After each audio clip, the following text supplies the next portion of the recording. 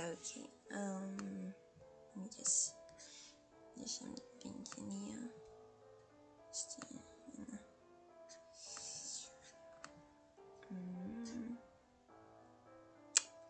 By the way, ignore my face. Okay, I haven't been looking well at all.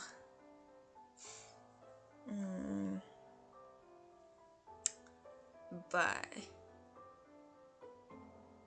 yeah, okay. Just seeing if everything's okay. Yeah. Okay. So hi.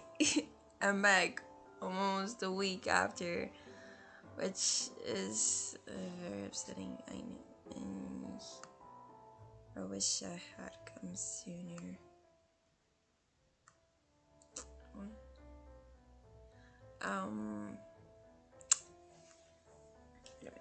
We're gonna have.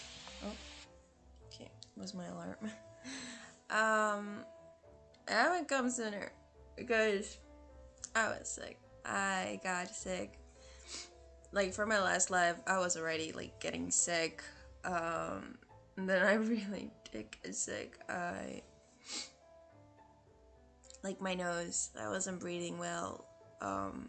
Which happens sometimes for me because fucking allergies. And I was not feeling great at all. I basically on Sunday I can never stream. Yesterday I didn't stream because it was a holiday here. I wasn't at home either. On Monday, basically, like at first I thought I would be able to stream, but then didn't have anyone to play with, so I ended up procrastinating. And also because I forgot that yesterday was a holiday, so I was like, yeah, I'll just stream on Tuesday. Yeah, no. On Sunday I couldn't. Saturday I was cleaning the house. Although I also had some problems that on Thursday and Friday I wanted to stream playing First Class Tour, but the game was not working. I was so mad because that was the thing that I wanted to stream like after. I wanted to stream First Class Tour, but the game was not opening. And it was so upsetting. Like, I even wanted to play with my friends, but I couldn't. The game was just not working. Like, every time I opened the game. And when I was able to open the game, it was like already like really late at night, so I couldn't stream at that hours because I do live with my parents and they work early, so I can't be making that much noise.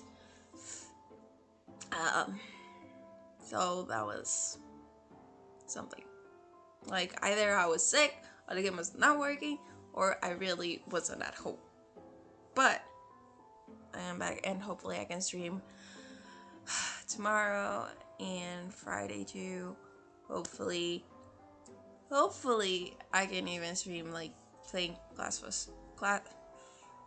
First Class Tour. With my friends. I did get pretty good at it. I'm on level 8 now. Y'all don't even know about it. But I got pretty good at it. Not like amazingly good because me being a personoid, I'm just fucking scared of anyone catching me. So, yeah. That part, you know. I don't know. But just opening the wrong thing. But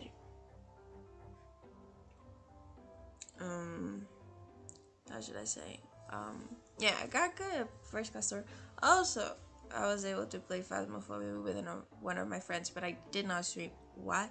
Because it's a Portuguese friend and I was talking in Portuguese, so yeah. Although I did understand. I don't like to be alone in the dark. I don't like that. I don't like to be alone in the dark. I need some kind of safety. I need to know you're there. But yeah, it was fun. It was really fun. Um, the last time we played, fortunately, none of us died. So that was good, you know. But that's also because we are only doing one house. We're not, like, we are good at one map. But also the thing, we're not good at, basically knowing, the ghost, which ghost it is, which type. Because the thing is that I don't think the game knows what is fucking freezing temperatures or spirit box, because sometimes they say, oh, it has freezing temperatures, and it's like around, like, and then it doesn't have freezing temperatures, and the freaking, like, Celsius, because I work with Celsius, okay, they are like almost the same thing, and in one it has, in one it doesn't, and then you go and try again, and then, like, it's never accurate. You never, like, know from which thing they think it's freezing temperatures, which is fucking annoying. And then spirit box, sometimes it says it has, but, like, my friend was talking and there was nothing, so I was like, what the fuck. Like, I do not understand. So yeah, those two, we were having some fucking problems with those. So we could never, like, get the thing right. The ones that was always accurate was the dots. Because we did start at level nothing, so that was, you know, something else, because we only had one lantern, so but that's why we also stay, like, in the smallest map, the easiest one, because yeah, we don't know much. I'm gonna sneeze.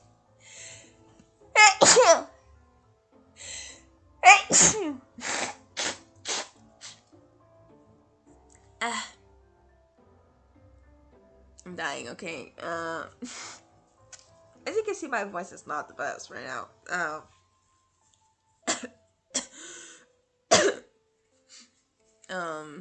Yeah, it's a bit weird. But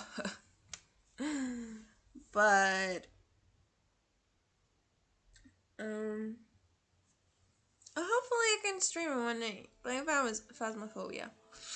First class star, sometimes it works, sometimes it doesn't. Hopefully I can also stream it.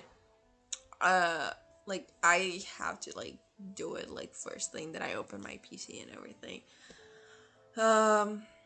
Hopefully I can. Cause it's a fun game. Really like it. Also, I installed a game on my computer, which I have seen it, like, a lot. Not computer, my mobile phone. And, because I have seen it, and I like kind of like visual novel things too, but I also like, you know, a lot of things. And I did install Ensemble Stars, yeah. I installed it yesterday night, so I didn't play much, but it's cool. Although I see that I haven't been fast enough with my fingers. I become a little slow. Because I did play, like, some games, you know, like, it's not really piano tile, but, fuck. It was a Hype game from Hype. It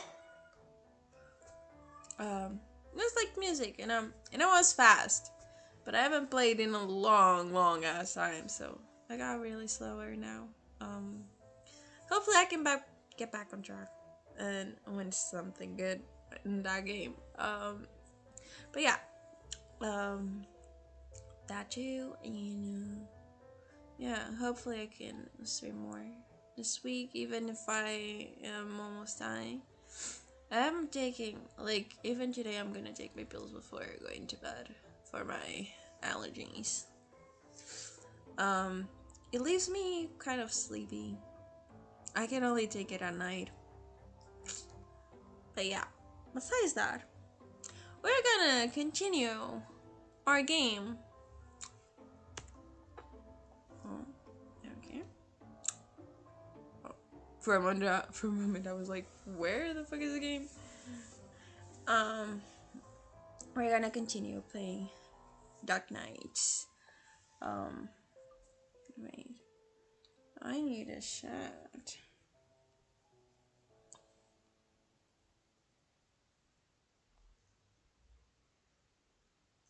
My gosh, my phone has a thing of, instead of putting an I, puts an O all the goddamn time. Like, what the fuck? Why it does that? Okay. I'm opening chat here. Okay. I'm just opening chat in here just so I can see everything. I should have done this sooner, I know. I should have. Oh, oh, oh, oh.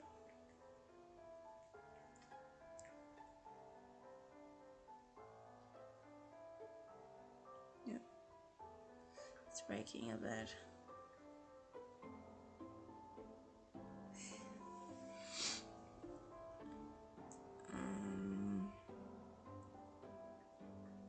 Okay, where the hell is the chat in here? Why is it not appearing? I mean,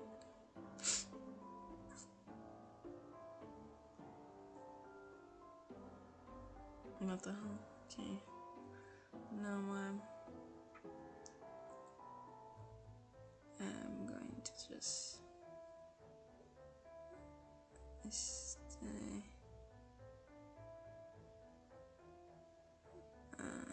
Just gonna leave this one open for now. And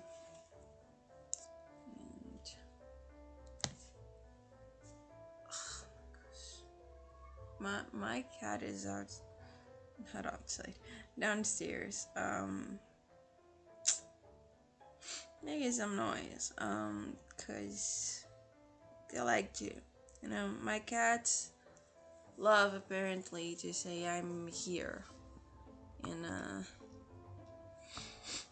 it's kind of okay.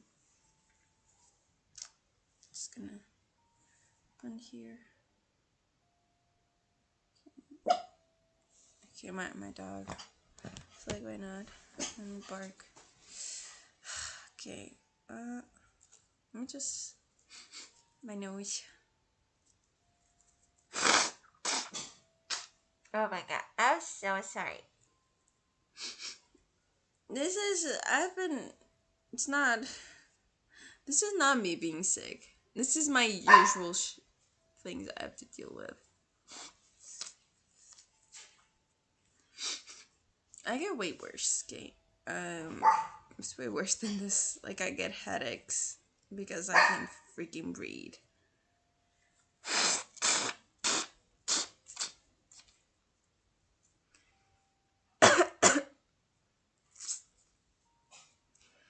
Oh gosh. Can I put this in here? Because otherwise I will not see it. Okay, put it exactly. Let me. Oh, okay.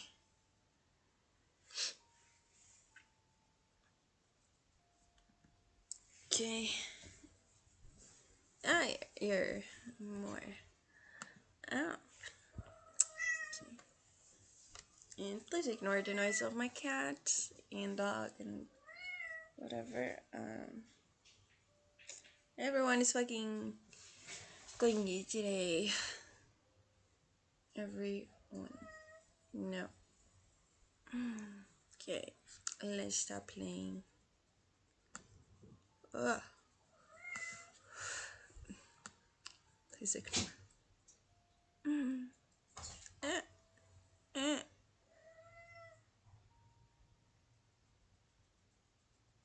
Okay. Wait, where's the sound? Oh, okay. Gosh, everything is making noise today. Let me. Give me a minute. I'm gonna just open the balcony.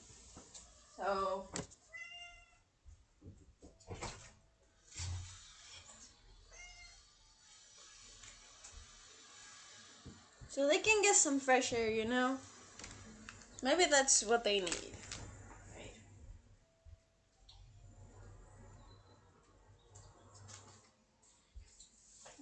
Unfortunately, we'll have maybe construction noise in the background. Okay, my cat does not want that. Okay, come back inside then.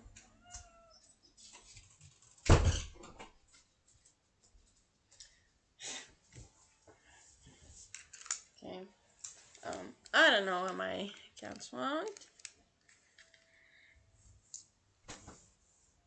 Okay, my dog is gonna stay next to me. My cats, I don't know. They're cats. they're they're very hard to please. Okay, let's start the game. Why isn't there like any music?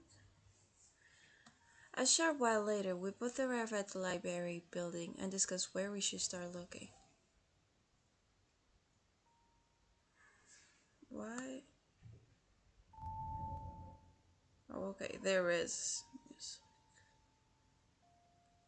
So I was like, what the fuck? It's like really, really silent, the song. But it is there. Uh,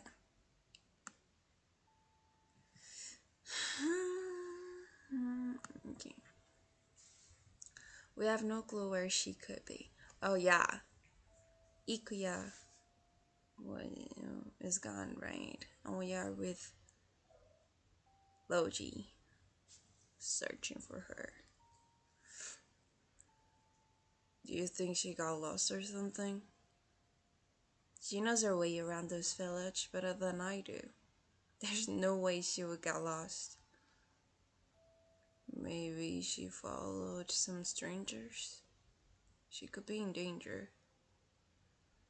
I mean, there are endless possibilities. I'm worried. She doesn't know any self-defense moves.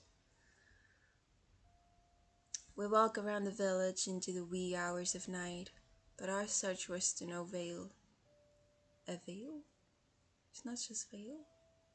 Unless she was kidnapped, the only place left to look is in the forest. Let's call it a night and continue tomorrow. The streets aren't safe around this time. Should we report this to the police or your dad? Missing people normally have to be gone for 3 days before the police can accept the report. But I'm sure my dad will make an exception. We'll look into it as soon as possible. Isn't it 24 hours? That was a day. Okay. I guess it's 3? That's weird. 3 days? Be careful on your way home in the meantime, Rachel. Alright, you too. On my way home, I muttered to myself, where could Yukiya have gone? I do hope she's okay. My cat is... The past few days have been so eventful. I paid no attention to you. I'm so sorry, Ikuya. My friend still has not been found after a few days. Even her brother, who she's closest to, does not know where she is. The police have already begun to look for her, though we have been told not to worry. Logie and I have not given up on our search for Ikuya. We investigate the village every day, and at night we pray for her safe return. Now it is exam week, which is a nice distraction. I take a deep breath and Mr. Blanchett hands out exam papers from the front of the classroom. No, cat, get out of there. Oh my gosh, my cat just loves to be on freaking, not on the tables, cat.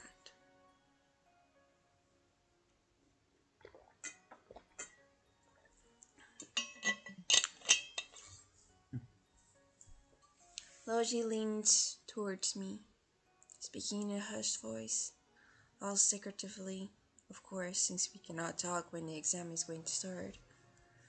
I bet I'll score harder than you again this exam. Pfft, I had no time to study, but there's nothing to worry about. Exams end, and it's time for lunch break. Logie approaches my desk. How did the exams go? Naturally, it was easy. I'm sure I'll get a higher score than you. Don't get your hopes up just yet. We'll see what the results say.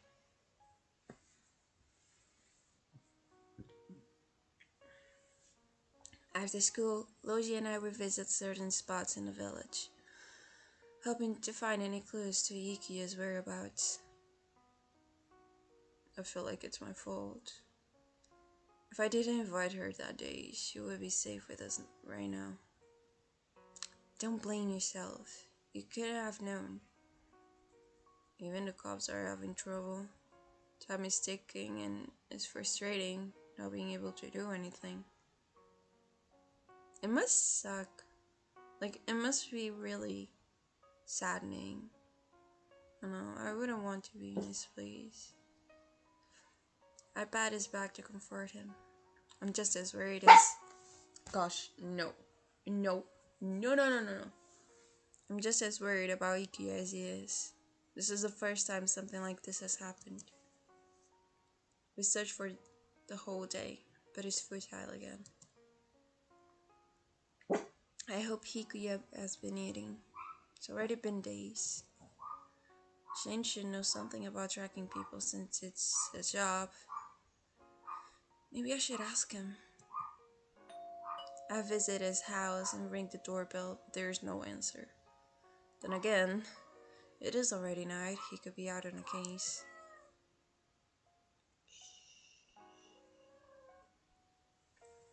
If he is, then he might still be busy. I should not disturb him.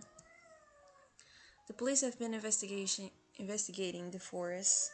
Maybe I can check there too. Why are you going in the middle of the night to the forest? You're dumb? Okay, now it's gonna start my cat.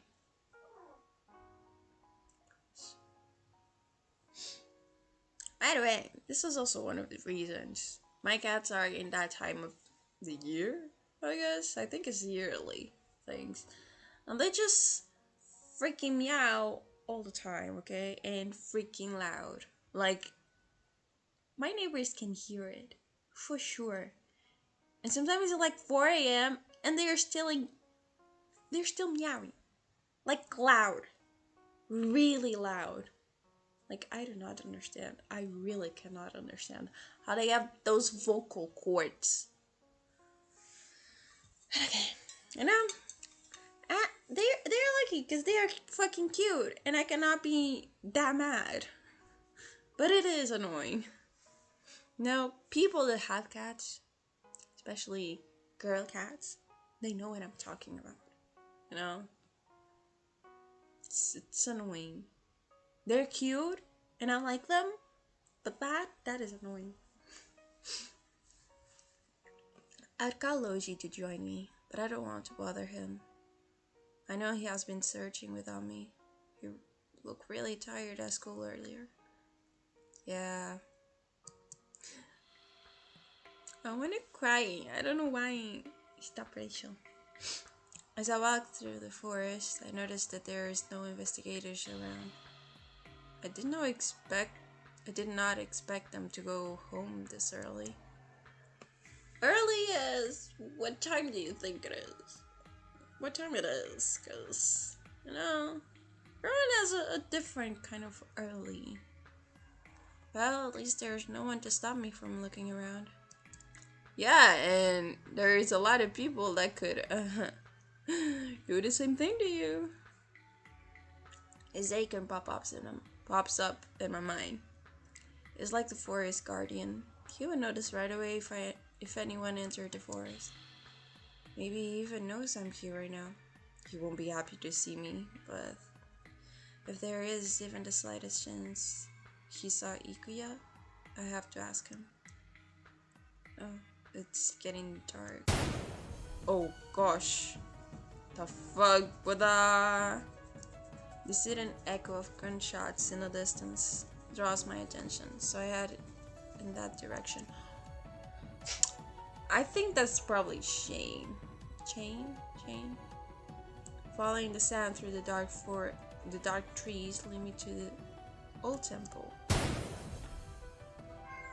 I knew it! Shane walks backwards across the field, raising his gun at the temple like a warning. I cannot see very well from where I am, but I recognize Seiken's figures standing by the entrance. They seem to be watching each other. When Shane reaches the edge of the field, he puts down a body which he had been carrying over his shoulder against a tree. Wait, let me put this little less. Because in certain parts it's so loud, the music. Like what? When Shane reaches the edge of the field, he puts down a body which he had been carrying over his shoulder against a tree. That's Ikuya? What the? As Shane runs closer to the temple, I go straight for her. No wounds, scratches, or any bleeding. Her skin looks a bit dehydrated, but her clothes are clean. Thank goodness she doesn't look hurt. Judging from the long pauses between her breaths, she seems to be asleep. A part of me is relieved, but it is too early to cheer. Hearing gunshots again, I turn around and my jaw drops at what I see. Out on the field in front of the temple, Shane wields dual guns. He fires without pause, but he struggles to follow Zaken's incredible speed. Zaken is the temple monument to cover, dashing closer and closer until he leaps upward in a sudden attack. Arrows appear above his palms when he extends his arms. They emit a faint glow at first, then light up in flames as he launches them into the air. Shane crosses his arms over his head, using them as a shield. Some arrows strike his guns and simply bounce off. Some zip past him, and others pierce right into his clothes, leaving behind blood-stained tears. They seem equally matched, each strike made with a ruthless precision. The speed of their battle is so dizzying, I can barely follow it. At this rate, someone will die. I try shouting at them, but they do not seem to hear me. I have to stop them somehow. I feel like I'm jumping into a car crash, but I cannot think of anything else. Oh, who should I hold back?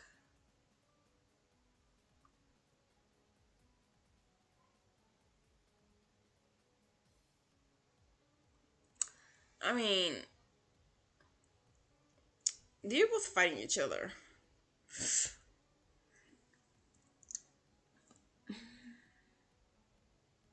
But who has the power to kill?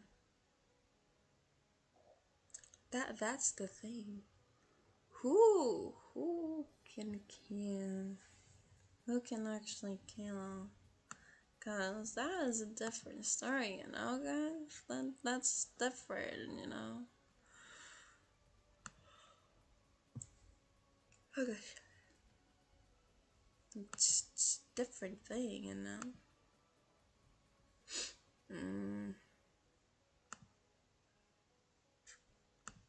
My camera crash. Oh, for a moment I thought the camera crashed. It's more lagging on YouTube than on Twitch. The lag is bigger on YouTube. What?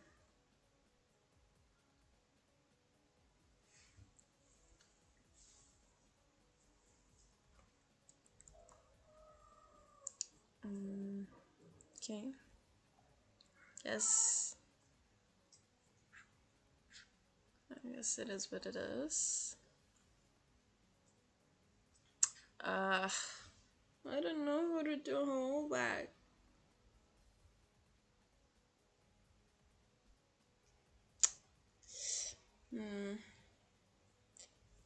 Kinda good for Zaken, you know? Because I think Zaken could kill him if he wanted to. When I get the chance I dash forward and wrap my arms around Zaken. Oh. His arrow stopped midair and disappeared in a flash. What are you doing? Stopping you from fighting. No! A gunshot interrupts the silence and Zaken jerks away to dodge, pulling me with him. My arms instinctively cling on tighter to him. With more bullets, Zaken continues to move, running across the field as he throws more arrows and changes direction. Everything zips by in a blur and the cool air stings my face. I feel like I might get flung into the distance if I let go. So high and fast. If you don't let go, you'll get hurt. If I let go, physics might hurl me away, which might be worse, so no thanks. Anyway, please stop. This is pointless fight. I don't want to see you hurt either. Zaken stiffens and slows down after hearing this. Suddenly, he twists around and holds me tightly. I do not understand why until I hear another shot. He grunts and grits his teeth, his nails piercing into my skin. Did he just use himself as a shield to cover me? Are you on the demon side? Wait, is he referring to Zaken? Shane approaches her, his dual guns raised at us. I try to tug Zaken away, but then he mercilessly shoots a few times into Zaken's leg. Bitch, stop!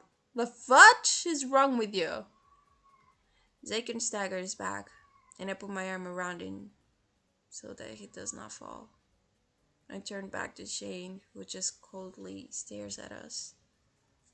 Shane, what the hell? Now you can't escape anymore. Let's wrap this up. He really doesn't care who gets killed in his personal crusade.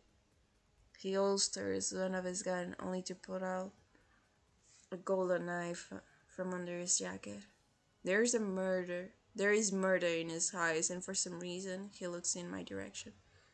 I cannot tell what he's up to. Shane, without hesitation, he throws the sharp knife at me. This bitch? Terrified, I raise my arms to cover my head. It takes a few seconds to realize I did not get hit. That's very low. When I look up, I see Zaken has moved in front of me. He holds the knife in his bare hand, blood seeping through his fingers. I knew he would catch it for her. Well, it was a decoy. A decoy? Then I noticed several knives sticking out of Zaken's legs. Dark liquid oozes out. Staining his clothes, it is horrific to look at. Zaken simply pulls the knives out and throws them away. He turns his head just enough to glare at me and speaks in a stern voice. Rachel, you better leave now. Only if you run with me. Please don't continue this fight. Zaken thinks about it. His eyes flicker to Shane for a second. Finally, he lowers his arms and steps back. As promised, I release him, and look around, wondering where to go. Shane suddenly pulls out his guns and fires. I let out a small scream as I watch Zaken fall to the ground before me. A pool of dark liquid forms underneath his feet. For a moment, I thought he was dead, but he's still moving. Shane takes his time to reload his gun, then aims for another shot. I stand in front of Zaken to block him. Eyes on me, and his bugger fires at me, and my heart skips a bit.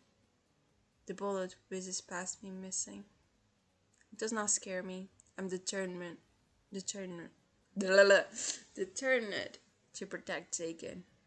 Why are you trying to kill him? Have you ever heard of the forest demon? It's obvious. Just look at him. No human could move with it once like that. His blood is not even red. I don't understand your reason for defending him. So what if he is a demon? Everything written about the demon is negative. His reputation is so bad that I cannot find any logical reason to argue with Shane, but I might as well try. Then I feel something against my back, and in a blink of an eye, Zaken runs past me toward Shane. The aura around him, his appearance has changed. Dual horns are on either side of his head, and his eyes glow faint red in the dark. His crimson hair seems to dance around him like flames as he moves. It matches the wild look of the arrows that have appeared around him again. His torn clothes match his fierce aura, more stylish than worn. He really is a demon. Shane blocks just in time, and their battle starts again. The flow is different this time. Zaken is on the offensive. Despite his wounded body, he moves even faster than before. I watch in amazement as the arrows fly toward Shane at a rapid speed. Most of them connect to the target. It is a miracle that Shane manages to dodge some of them. Zaken's reckless attack leaves him open to Shane's knife, but nothing seems capable of slowing the demon down. Their exchanges are so fast that my eyes cannot follow. Their clothes are dripping with blood, but they do not seem to notice their wounds. Neither of them seem to be winning yet, but it's not long before I notice Zaken's movements are becoming sluggish. He seems exhausted. Before the fight can conclude, Zaken flees into the trees. Shane stares at the darkness where Zaken disappeared. I thought he would go after him, but suddenly he sinks down on his knees and starts coughing. My legs only move after the tension slips away from the scene. Shane? Whose side are you on? I'm not on any side. I told you to stop. Jumping in the middle of a fight and defending the demon. My lungs. Shane unbuttoned his blood-stained shirt. I see open flesh wounds and blood gushing out. He must be in a lot of pain, but only soft groans leave his mouth. I'll bring you to the hospital right now. He pushes my hand away and shakes his head. Too late now. What do you mean too late? You can be... I can tell I'm beyond recovery. The damn demon. Why do you trust him? Shane keeps coughing. and I can see blood on his lips. I reach for myself, but Shane holds me back. He will not let me do anything. I do not know what else to do. Never mind. This is my end. Shh, don't talk too much, it will get worse. You. Do you have any requests? I do not want to be remembered. Burn and bury this body. Whatever. Huh?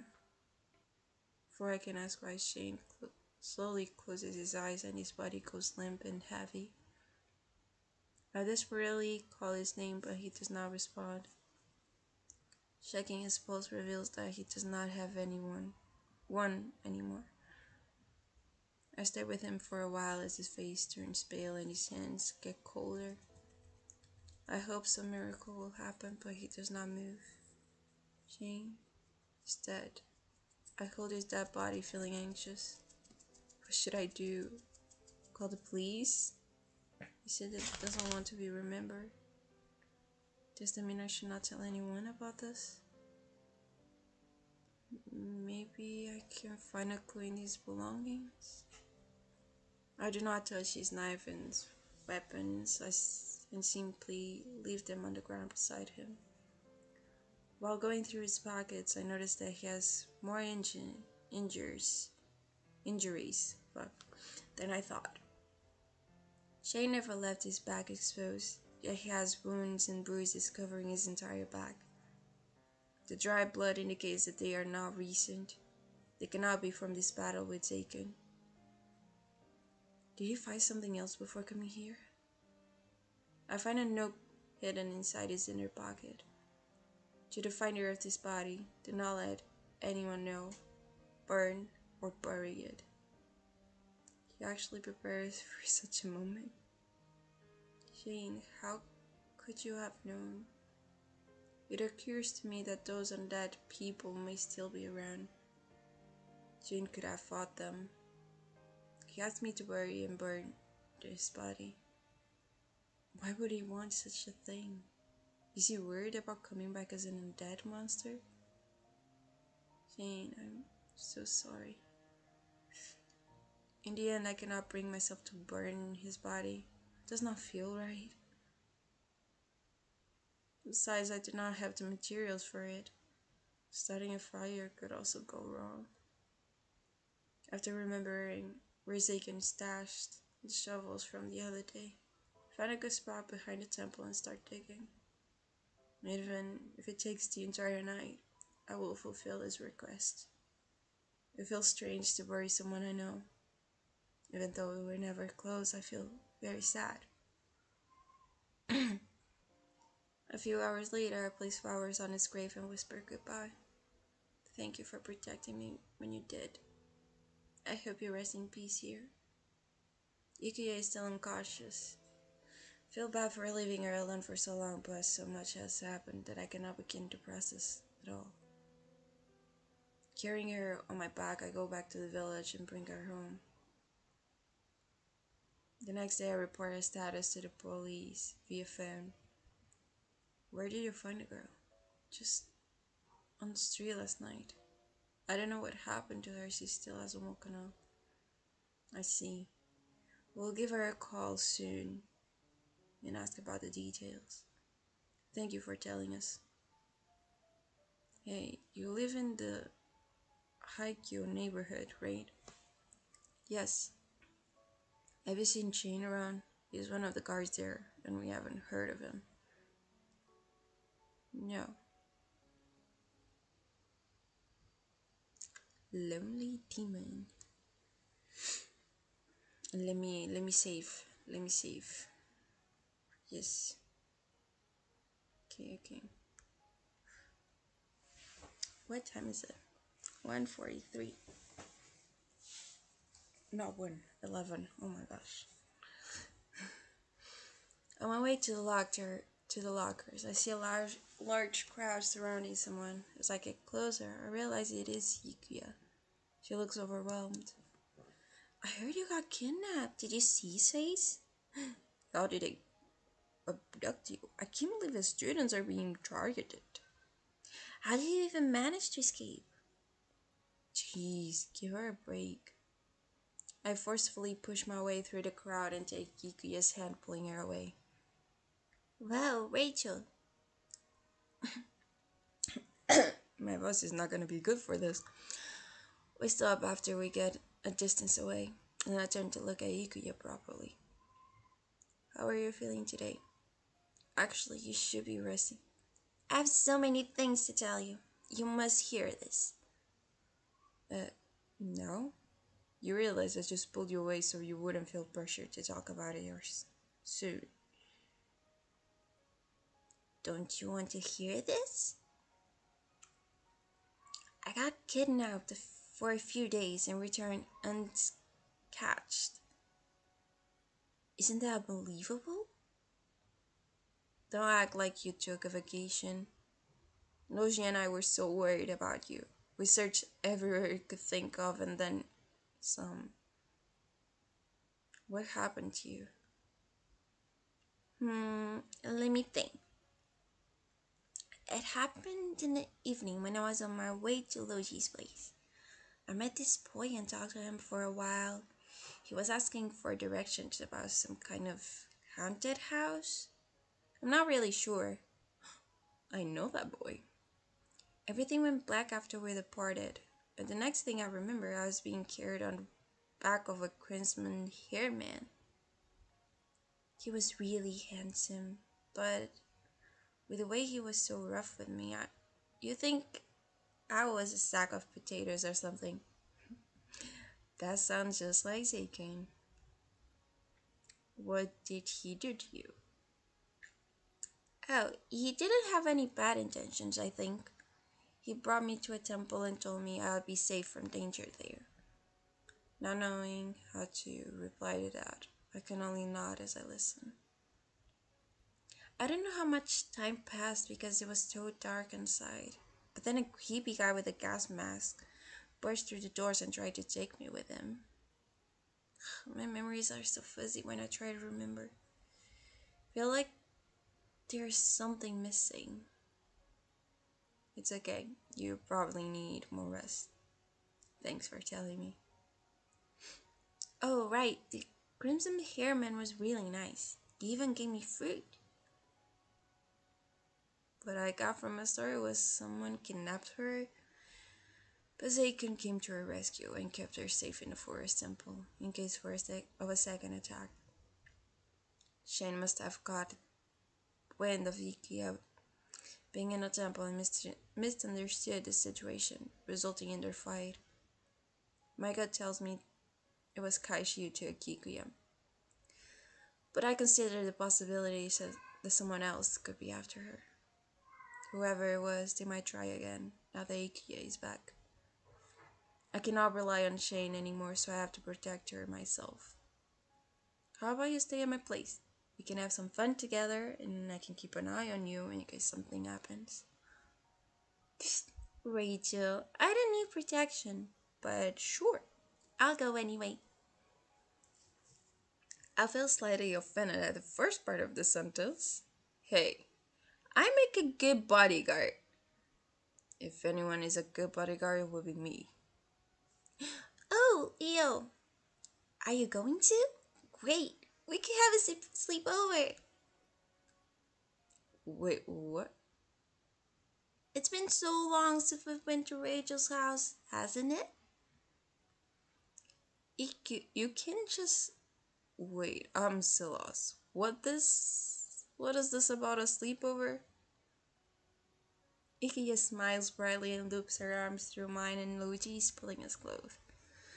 In truth, I doubt Ikiya really feels fine about the situation, so this sleepover would be a good distraction for her.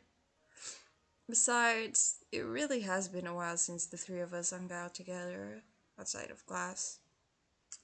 We planned a sleepover for tomorrow because Luigi has job-related duties today.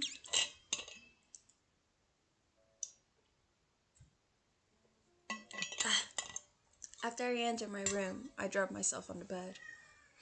I feel tired after what happened last night.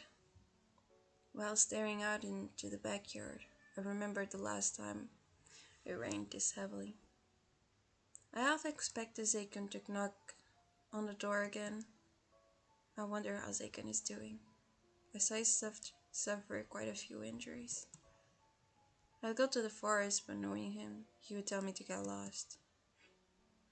There are too many things on my mind. I shake my head, feeling weary, and draw the curtains. Next day, I get ready for the sleepover after class. The guest room is already prepared for Logie, and I haul an extra mattress into my room for Ikea. It does not take long before the first person arrives. After opening the door for Ikea, she gazes around the living room with narrowed eyes. Your place looks smaller than I remembered. You're the one who got bigger. Time sure flies fast. Ikuya drops her buffle bag close to the table and takes a seat. I go to the kitchen to grab something to drink. Suddenly, Logie pops up behind Ikuya and grabs her shoulder, causing her to jump. Boo! Ikuya just twists around to glare at him. I just got traumatized from the attempted kidnapping. Did you really have to? That's why you should always stay on guard. I was right behind you, but you didn't turn around when I called your name.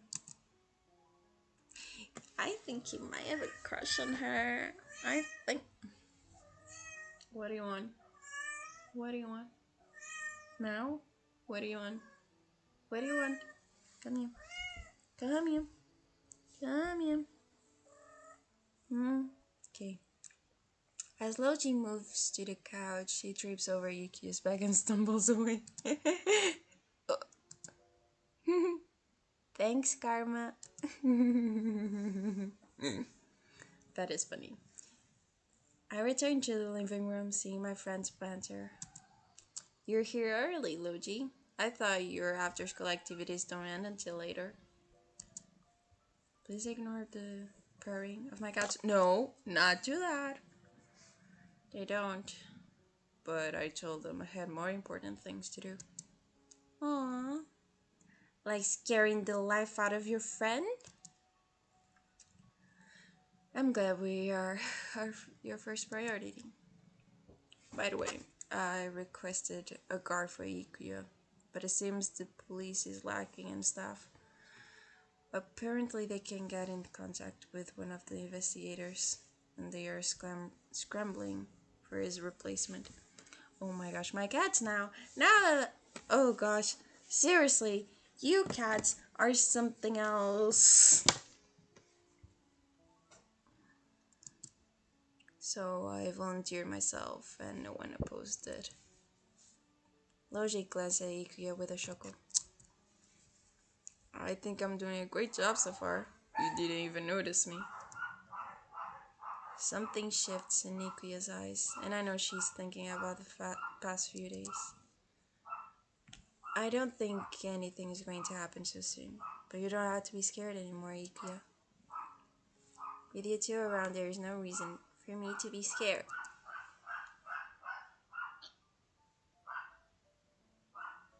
She smiles innocently, and pokes us playfully. Logie and Ikuya leave their bags upstairs, and we sit together in the living room chatting about the things we have recently been into. The three of us do not get to see each other very often after school. On top of his class president and club duties, Logie frequently helps out his dad at the police office. Meanwhile, Ikuya has been taking care of her older brother, who is easily prone to sickness. They have such busy lives compared to my own dull routine. Dull? You've been burying bodies. Do you think it's dull?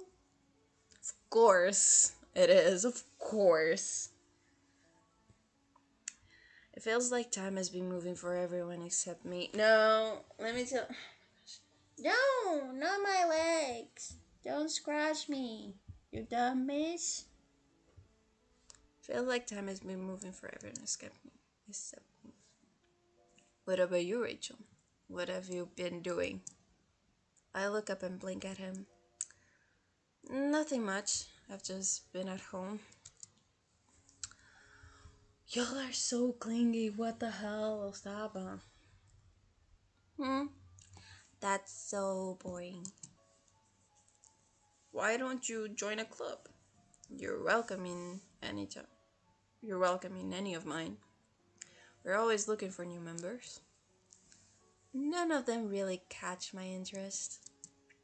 Then make a new friends. I'm already happy with you two. What about a boyfriend? Actually, I haven't heard anything about your love life. The boyfriend question makes my cheeks flush red.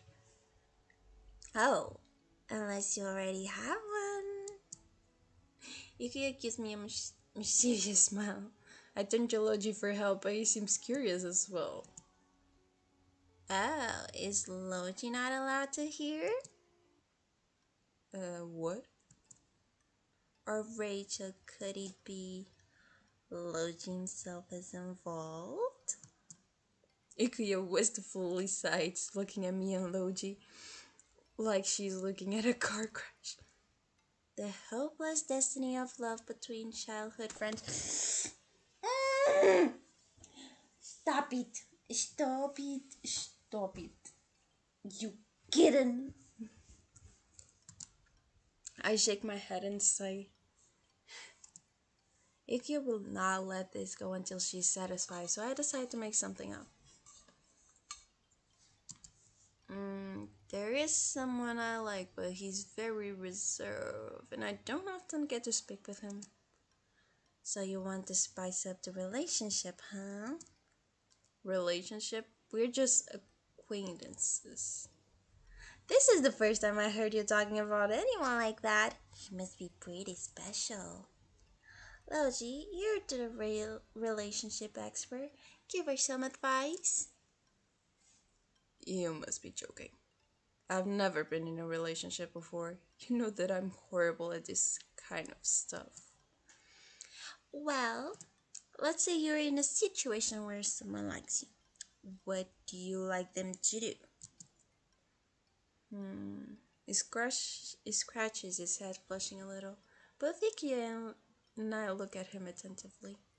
I was not expecting the conversation to turn out this way, but now that we are at it, I would like them to be straightforward to avoid confusion. In other words, you would have to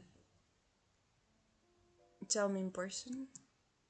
That approach might be too direct. It isn't as simple as that. How would someone know if you don't say it directly? Rachel, be yourself around him and act natural. It's better when the person you like is a good friend at the same time. Gentlemen, that's when you get friend zoned before having the chance. Don't think my bad habits should be part of my charm. Don't worry, that makes you the cute Rachel we know. It's so fucking cringy.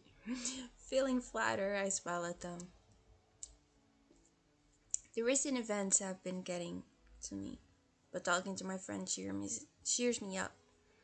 It makes me think about how my life had turned around after meeting Zakin. We frequently bump into each other, so I consider Zakin more of an acquaintance instead of a...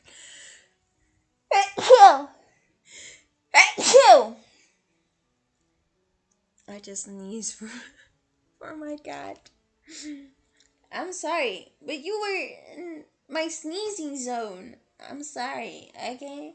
You were in my sneezing zone. Go to her. Go to her. Go to that side of the bed and sleep there. See? See? She's doing the amazing thing that you should be doing. Go. She's literally showing me her butt. Bitch, I'm not gonna do anything to you. Stop.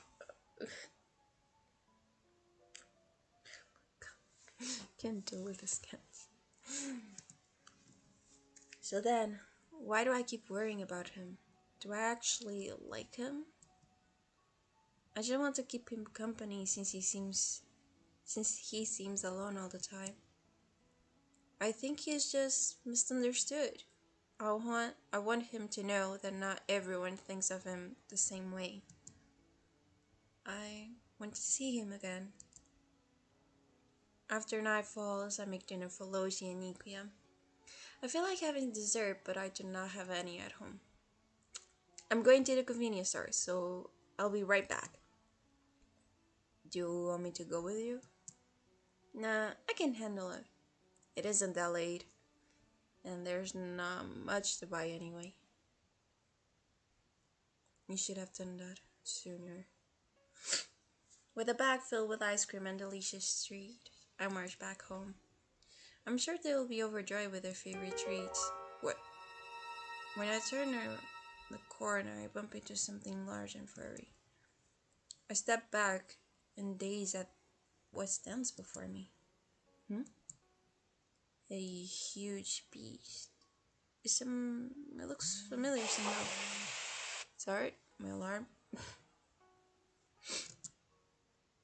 There are people passing by, but none of them seem to notice it. Could it be that I'm the only one who can see it? The beast glances at me for a second, then dashes away in the opposite direction.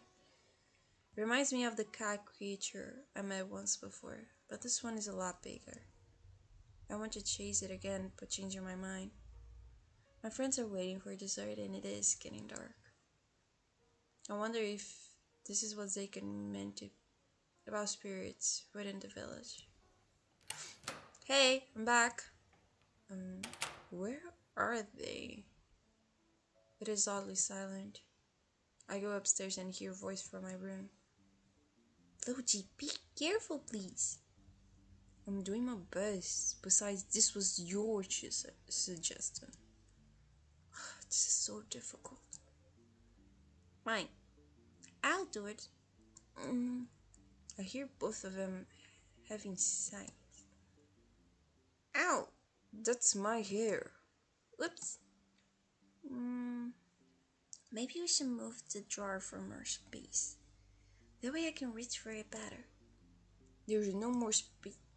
Never mind, you're not making any progress. Move aside. Okay, almost. A little more. Well, seriously, what are they doing in there? I enter my room and turn on the switch. I find Iki standing in the middle of the room. Loji is on his knees, exhaustion clear on his face. Rachel, you're finally back! My two friends making weird noises in the dark. This isn't what you think it is. Iki was acting silly and wanted to put her bunny hair bow on me. I was trying to get it off, but accidentally got it stuck between the drawer. The clutch bumped against the light switch. I told her to find the switch, but she insisted that I get her bow first. Talk about troublesome. But everything's fine now. Lucy already got it back from me. I shake my head at these two. Even after all these years, they still like children. Don't fumble around in the dark. You could have bumped into something and hurt yourself. Boo! I just wanted my bunny bow back. It is a precious gift from my brother. We head back to the living room to dig into the food I bought from the store. I wish I for a bit longer until I start to feel sleepy. I pull Ikea to my room. Loji starts to follow us, but I stop him, pointing to the guest room. Why am I the only one sleeping in a different room? I don't want you to stare at us while we're changing. What kind of person do you think I am? A closet pervert. Loji rolls his eyes, sitting in a small loft, stifling a small loft. But it's not fair that you're having fun in the other room. It's so lonely. Shut up and be lonely. I push him into the guest room and close the door. Aw, poor Luigi. He has no choice. My room can fit 3 people. I'm sure he understands. This takes me back to the elementary school sleepovers we had. We should do this more often. It's so fun. Yeah, I agree. With Ikea beside me, I do not have to worry about her. Shortly after, I fall asleep with a smile. A strange noise suddenly wakes me up. I open my eyes and rub my face. When my blurry vision clears up, I see someone bent over me with a wide grin. He covers my mouth with his hand before I can scream. Moving his face closer, he whispers, I wasn't expecting you to wake up, but it's interesting how easily you pick up my present compared to everyone else. Thank you for bringing me the other crystal. It saved me the trouble of searching for her. Again? I wrestle again his grip, but he effortlessly grabs my wrist with his other hand. You. Yes, it was me. This time I'll take you both. Like hell that's happening. Yes, it will. Unfortunately, our game ends here, Rachel. No way. Can you read my thoughts? I need to get him away from Mikuya. Wakachi has pinned down my arms. I can still move my legs. I forcefully shove a knee into his guts, causing him to pull back. It is only then that I realize he's floating a few inches above me. I grab Kachi by the arm as I throw open the window, shoving him out of my room. I quickly slam shut before he could react. What the hell? I wait for him to materialize back inside my room, but he remains outside frowning at me. He can appear and disappear as he likes, but it must only work for places with entry points. Suddenly he flies downward. It will not be long until he returns. I have to get him away from the house. I leap off my head and silently head for a guest room. Invite him without knocking, and shake Logie awake. The kidnapper is here. Stay here and protect Ikio while I lure him away. Rachel, what? Sweetface looks at me in confusion, but sensing the urgency, he nods. Taking an umbrella with me as weapon, I head out. It is not like I want to kill Kaichi, but he is being very annoying right now.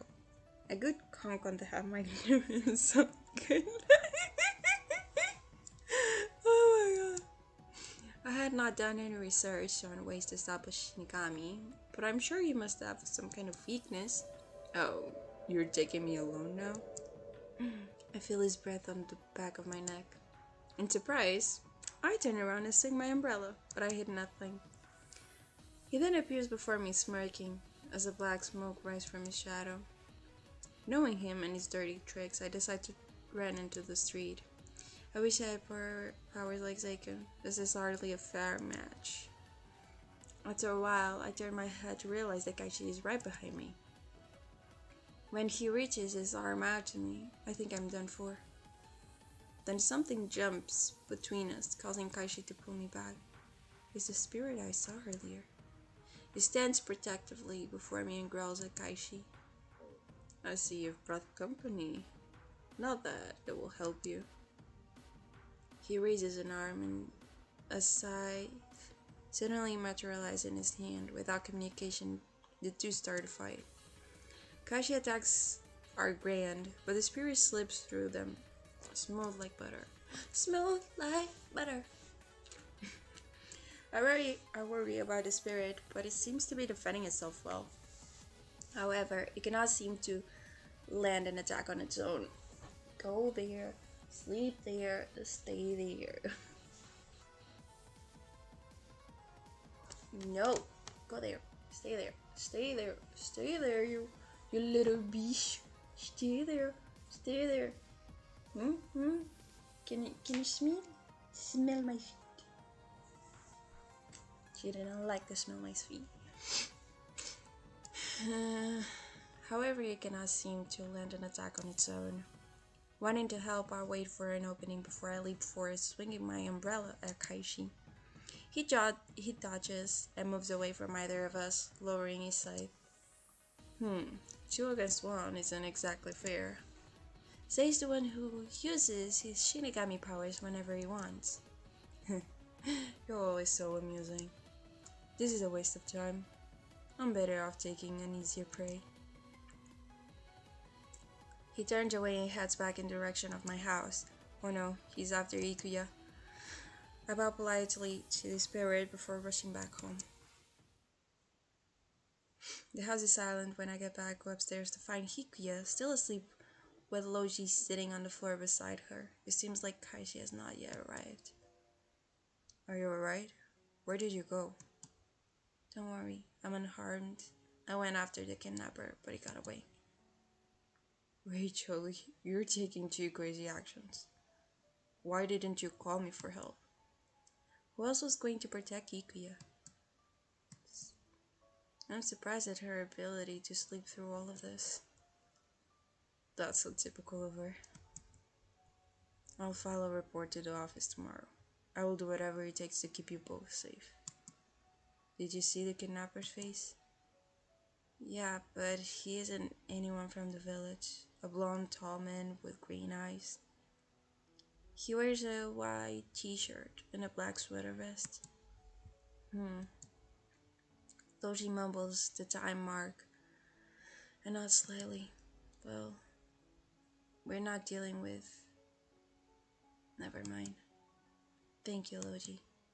I think we should stay separated. The predator knows where I live now, so he might return. Perhaps Ikuya can stay at the office for a while. Given that reason, you should come too. I have a better idea. Call out for guards around my place to set a trap. Next time they will surely catch him. Loji frowns and rubs his head. I hope you know what you're doing. With Shane out of commission, he has no enemies to keep him at bay. Loji, you should head back to sleep. I'll watch over Yukio.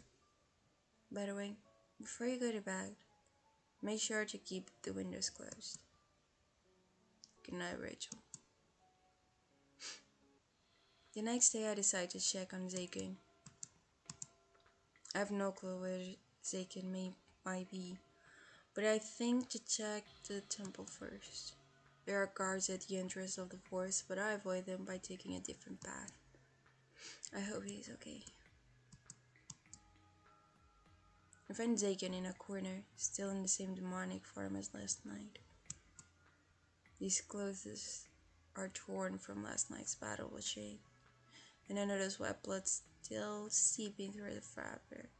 His injuries must not have healed yet.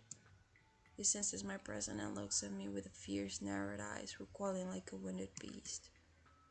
I freeze up at his glare, not daring to come closer.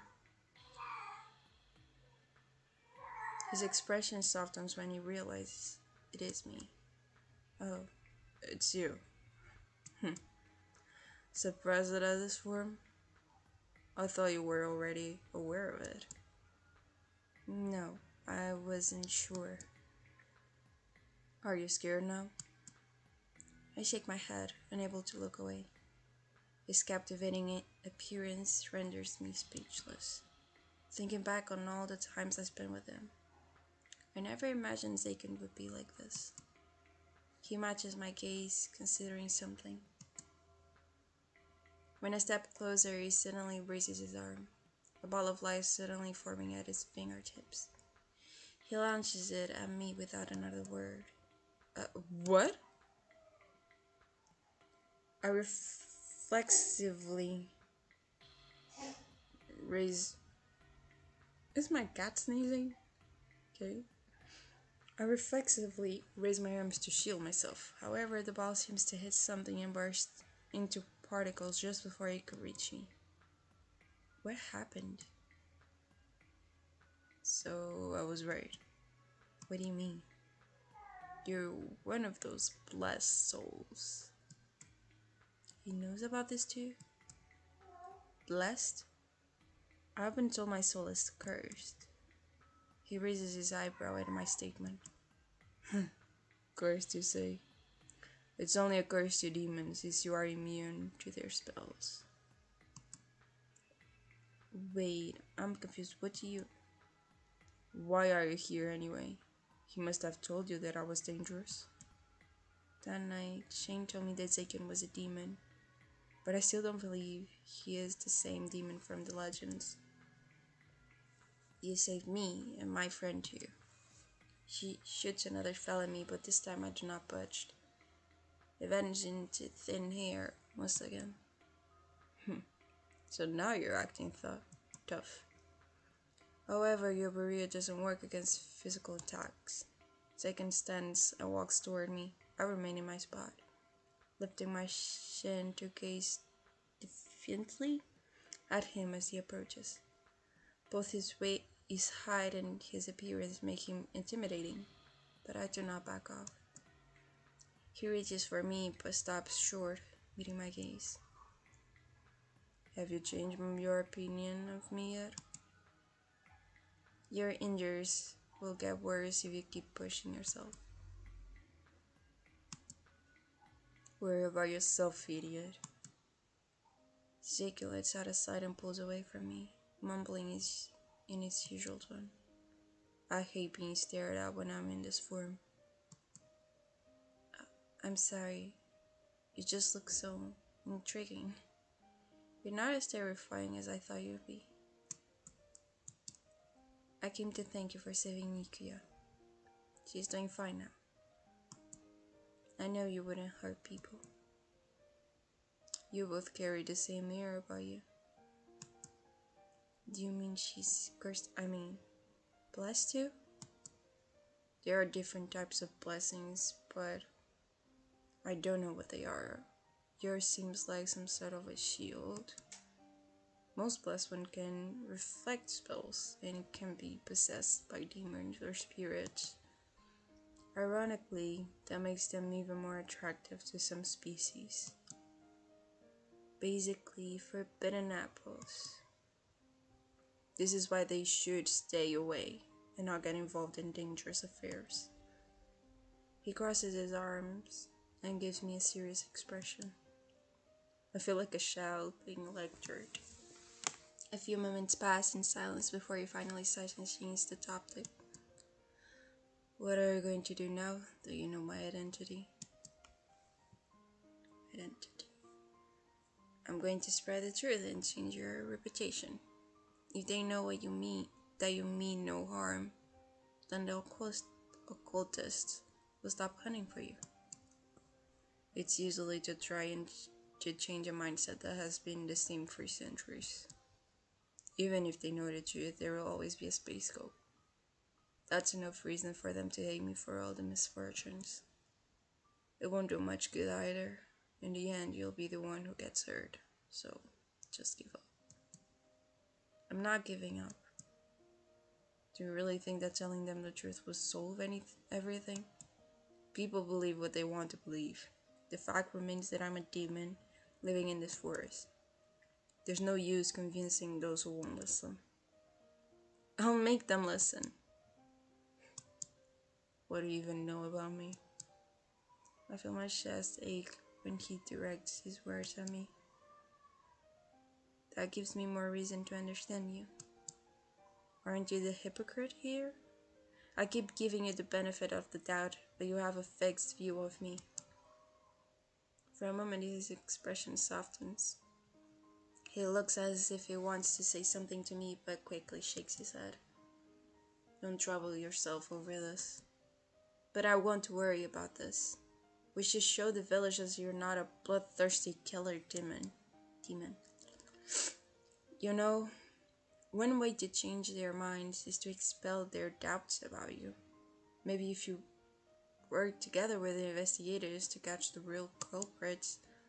I don't like them.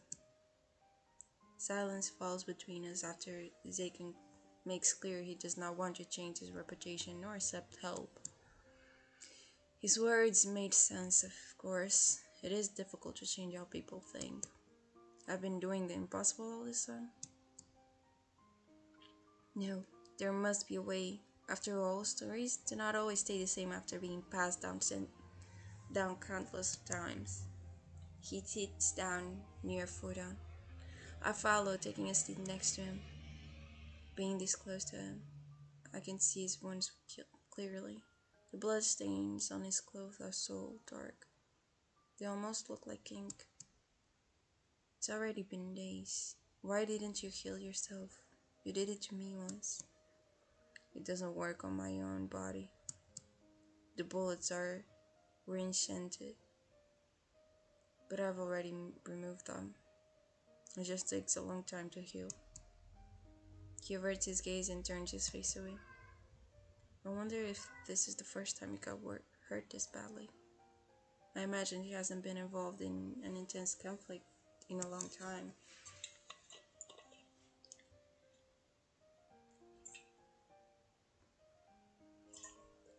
This means that he's been sitting in a corner trying to let it heal naturally. Or who knows how long. He must be so lonely. Is Aiken aware of the modern medicine? Like pills, antiseptics or such? Or has he never bothered to look into it? Because he never tries to step into the village. How is the man doing? Oh, you mean Shane? He died due to severe blood loss from his injuries. Although he was already covered in wounds before I fought you. I didn't mean to. Never mind. I think he was under a misconception that you took Ikuya. Because of that, he wanted me dead. He's after supernatural beings, or perhaps he suspected you as a demon. Do you? Of course not. Zaken looks at me, then shakes his head while hiding a smile. He lets out a deep sigh and lifts his chin to stare up at the ceiling. You're right. I'm not the demon they speak about in the myths or in stories. That would be my grandmother. She grew greedy for power, leading other demons to turn against her. That's what caused all the bad rumors too. Eventually she reaped in what she sowed. Balance found its way back, and all that was left was this forest. This place is my only memory of her, so I stayed to protect it. With this collar, I'm chained to this place. It was her last gift. Sounds more like a curse than a gift. She locked your freedom away. I was given a purpose to leave. I don't care about the rest. When I was younger, I thought of leaving, but I gave up on the idea. Since these stories have been around for a long time, does that mean you are as old as this forest? I'm just as old as I look. You could have lived centuries with that iron face. I pity you for being misjudged all this time. It's what I deserve for what my ancestor had done. You are you. Their actions don't decide your fate. Even if I change my path, my past stays fixed. You people are so fixated on your history. Well, we try to understand history so we can avoid repeating mistakes. But I'll admit that it doesn't always work. People stick to what they believe. You finally understand what I'm getting at. Right. Now I have nowhere else to go. I can only protect this forest. Zaken scratches his head. It takes some time to get used to, but this place isn't that bad. There are spirits living here, most of which can't protect themselves from humans. Gosh. Suddenly, small glowing balls of light materialize in the air and start dancing around me. Shaped like marshmallows, they have characters written on them. Girl and boy. If you can see them, they have decided to open up to you. I can't believe the spirits look this cute. I watch them float in the air. They seem fun to play around with. I notice Zaken watching me with an amused smile. It is the first time I have seen an expression like that. I cannot help but blush. Most of them live in the forest, but there are a few wandering in the village as well.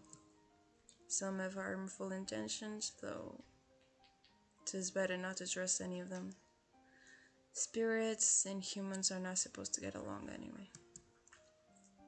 Would they attack humans? My job is to protect them from others, not the other way around.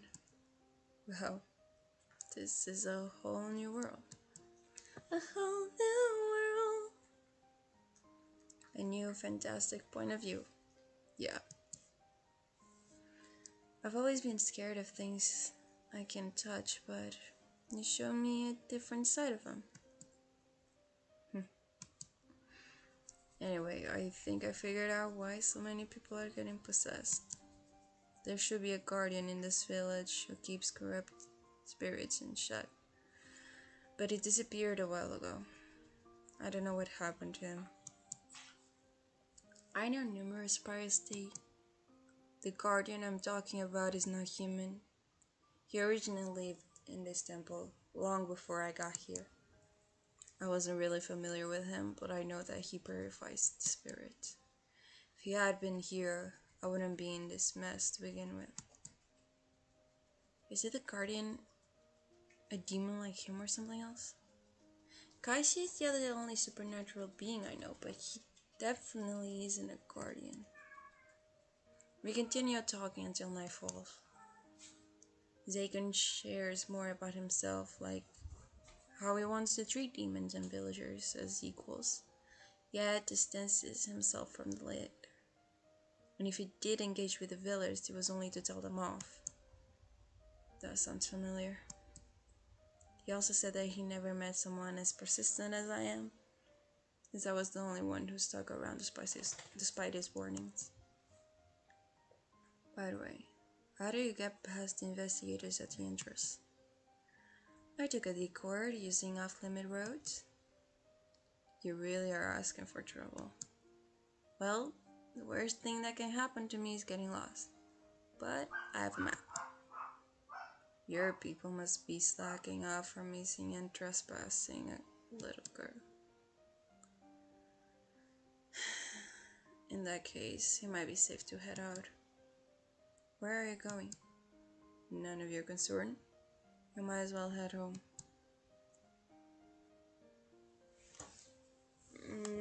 Should I go with him or should I wait here? I'm gonna go. Let me go with you. I don't want to be left alone. You don't even know where I... He looks at me reluctantly, scratching his head. Might be better than leaving you alone. I will lead you out of the forest after I'm done. The area is surrounded by mist, which thickens as we walk further. I stick to him as close as possible so that I will not lose him. A hot spring? Steam rises from the water and lingers in the air. This must be the source of the mist then. Zaken suddenly starts dripping. Oh my... Zaken, what are you doing? I can't rinse my body fully clothed. The fabric is in the way. That's not what I meant. Since we are already here, why don't you take a bath too? I profusely shake my head, my cheeks heating up. It's probably just the hot steam. Yeah! Why not? There's nothing to worry about. Zaken gives me a look over from head to feet, then averts his eyes. There's nothing to see anyway. Bitch! What do you mean? What do you mean? I feel even more flustered after these words. I turn away from him when he unwraps this sash from his waist, then something hits my shoulder, and I grab it on an instant, pouring more fluster when I realize they were his clothes. Keep those dry for me. I hear the sound of splashing water as he walked into the hot spring. Hearing the noise behind me made me flinch. Yeah, what am I flushing for? I didn't even see anything. Well, imagination works. Maybe I should give him some privacy. I'm about to step away when I hear a sharp intake of breath. Worried is something happened, I turn around. Oh my god. My gaze is immediately locked on his body. Most of his wounds have already stopped bleeding, but I cannot tear my eyes away from the large scars running on his back. Gosh. In a way, he looks almost vulnerable. My cheeks grow hotter. Zeka noticed my stares and calls out to me. Did you decide to join after all? No. Can I wash your head instead? Since I only ever saved me, I might as well repay a favor. He glances at me speechless, but then gestures to come. I fold his clothes neatly and put them down before approaching him nervously. I feel my heart beating faster, even though I offered. I was not really prepared for this. I kneel by the edge of the spring as Aiken waits closer to me. Having never looked at him up close, I did not realize how handsome it is. Oh, I have! You didn't? I wonder if it is really okay to approach him like this. I reach out and take his hair in my hand. I use my fingers to comb through it, occasionally scoping water to rinse it. When I silently touch his skin, he moves away. Sorry, does it hurt? No, I just don't like being approached from behind. As you can tell from the scars, it never ends well. There are wounds that can fully heal. After all, I'm not immortal. Most were left by demons, other humans. Zaken averts his gaze and comes back to me. I gently pat his head in an attempt to comfort him. I watch him loosen up. I'm glad he's more relaxed now. When I comb his hair away from the right shoulder, my fingers accidentally brush over his scars. This time he stays put. I thought no human ever caught sight of you. What happened to them? I don't think any of them took me for the demon. But I had no choice other than to drive them away. I may even injure some of them. Do you hate me for it? Nope. My grandma used to make sure humans didn't survive when they stumbled into the forest. I'm still not convinced. In my realm, death is common. But I thought humans bring more value to life. Why do I keep walking down this path? Well, you can't judge the ones who do. They always have a reason. If you're trying to chase me away, you can't stop. You know my impression of you hasn't changed since we first met. You saved me time and time again, even though you weren't fond of me. Your heart is good. I knew from those moments that you weren't the bloody thirsty demon everyone talks about. He remains quiet while I continue to rinse his hair. He doesn't really show it, but I think he does care about what the villagers think. If only they knew about his true nature. For that reason, I avoid people. I feel more comfortable being near the forest anyway. I can keep a close eye on the spirits. I just want to live in peace and stay out of the affairs going out there. If they would only leave me alone. His last words become a whisper. I cannot see his expression, but his voice sounds so sad. I wonder if that is really what he wants.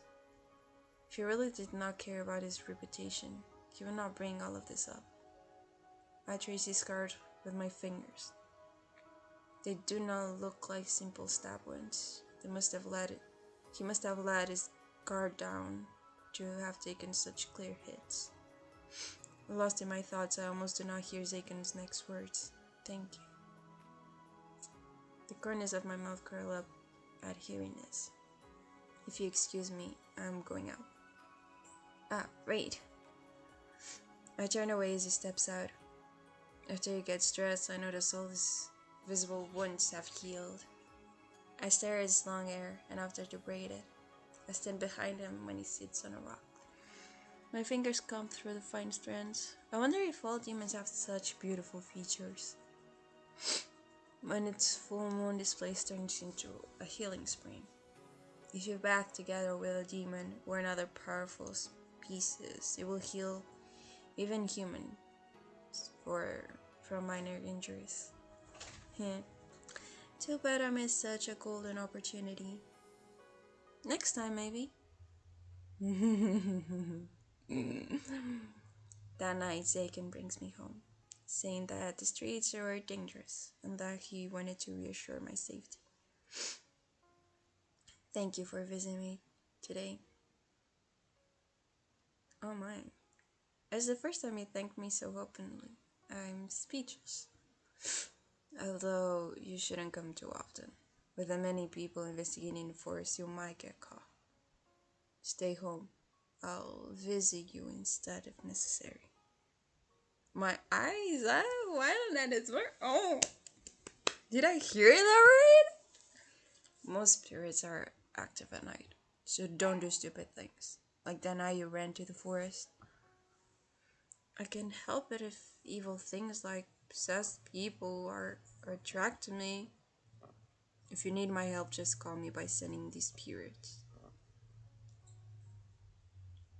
He opened his clenched, clenched, fudge, clenched fist. Beast. What the fuck? To reveal the two spirits from before, hovering over. They float towards me before disappearing into thin air. They are invisible, but they will be guarding you. I can't believe you're doing this much for me. Thank you, Zaken. It's nothing. It's not nothing. He turns away and dashed off into the dark streets. The weekend passes by peacefully. I rush to school with one thing on my mind. Kaishi, once I find you, I assume the chances of bumping into him again are small. You must be aware that I am not in a good mood. I make my way to the elite class area anyway, in hopes of getting a hint on how to find him. On the way, I accidentally bump into a girl heading in the same direction. Judging from her unusual uniform, she must be an elite student. I've never seen this person before, but she looks cute. I apologize quickly and continue to run. I notice the teacher going for a lunch break. As if luck is at my side, I find Kaishi sitting in the classroom surrounded by a few other students and no teacher. Hey, you're not permitted to be here. In response, I drag him out. I go to him, walking, ignoring his words. Grabbing his arm, I pull him up and drag him out with me forcefully. Hey, where are we going? We can't make a scene in front of these people. You sure got guts to show up at school after what happened last week. I'm an honor student. Unlike those slackers, I always attend. Don't think I'll easily forgive you for trying to hurt my friend twice. I pin him against the wall and look down at him with a devilish expression. What shall I do with naughty little boys? Aware that he's defenseless, he can only force an innocent smile. Being up a student won't improve your reputation. I've not I've I've knocked out a few first years before. What do I have to lose anyway? We're at school. I'm aware of that, but I saw your teacher going for his lunch break. He won't be back for a while. What might be better? I can report you to the police. There were more witnesses that day. I have a piece of information that might be interesting to you. Shall we make a truce? His eyes look directly at me. I can tell it is not a lie. He sighs in relief after I loosen my grip. Crossing my arms, I wait for what he wants to say. Alright. You know people keep going missing these past days. I was at your place on Friday. and everything that happened that night was not my doing. Wait, what happened on Friday? I feel like I'm missing something. As if I'm going to listen to you. That forest demon was there. It would have been troublesome if he saw me. I believe he's referring to Zaken. Does that mean Zaken was watching us that night, even when he was wounded? I stare at him for a while. He does not break into sweat. He must be telling the truth. Kashi lowers his voice. Someone or something is taking people's souls, and the bodies left behind become living corpses. In other words, they turn into zombies. How is that even possible? There must be a way to put the soul back, right? Don't look at me. I'm not a necromancer. Even if the soul is returned, when the heart is in no condition to beat again, it will remain dead. How are we supposed to catch such a twisted person? By the way, how many souls have you collected? And how many do you have left to collect? I only took 2 souls, and I still have to get souls of you and your friend. Many were taken and turned into evil spirits. Once those souls are corrupted, it becomes harder for me to take them. Could you change that back? I have only one job, which is collecting cursed souls. I don't have powers for anything else. That means there's a third party involved, You referred those souls as cursed. Why? You haven't told me how cursed souls differ from normal ones. Because it isn't something you should have. It goes against order. Demons are attracted to you. Only a Shinigami can purify your soul, so you can live normally in your next life. Most of the cursed ones would willingly give up their current life, because they couldn't tolerate demons that bothered them. There are some advantages of having this curse, like the inability of getting possessed, but I can think of why anyone would want to stay cursed. I think it's more of a blessing rather than a curse, not being tainted. So far, you're the only supernatural being that's attracted to me. Kashi rolls his eyes and let out a sigh. Anyway, just know that there are more deaths than I have taken lives. It really wasn't your doing. That was what I've been saying the whole time. Why would I take an extra 100 souls for no reason? Even so, you're still guilty. I won't let you get Yukiya and me. As if I'm going to listen to you. With a disapproving expression, I pinch his cheeks. Struggling in my grip, he tries to escape, but his efforts are useless. I will spill your identity if you don't stop the kidnapping. Like anyone would believe you. You never know what people will believe. I finally let him go and glare at him once again. He rubs his cheeks and turns away. You will regret this. I leave this area and head to my own classroom. Today we're getting our exam results back. There's nothing to worry about. I know I'll pass, like I always do. Gosh. Rachel, how much did you score? A decent 94% mark. I knew study would help. Logie looks away flustered. I grab his score sheet and take a look. 72% isn't bad though. You must have cheated to score that high. Oh, come on, Logie. Don't be a sore loser. I studied hard for this. Next time, better. Wow, she did get a high score for someone that has been having a really busy life. Classes by quickly, and it occurs to me that it's almost the holidays. I'm not really looking forward to them. My friends are going on a trip, so I'll not be able to see them as often.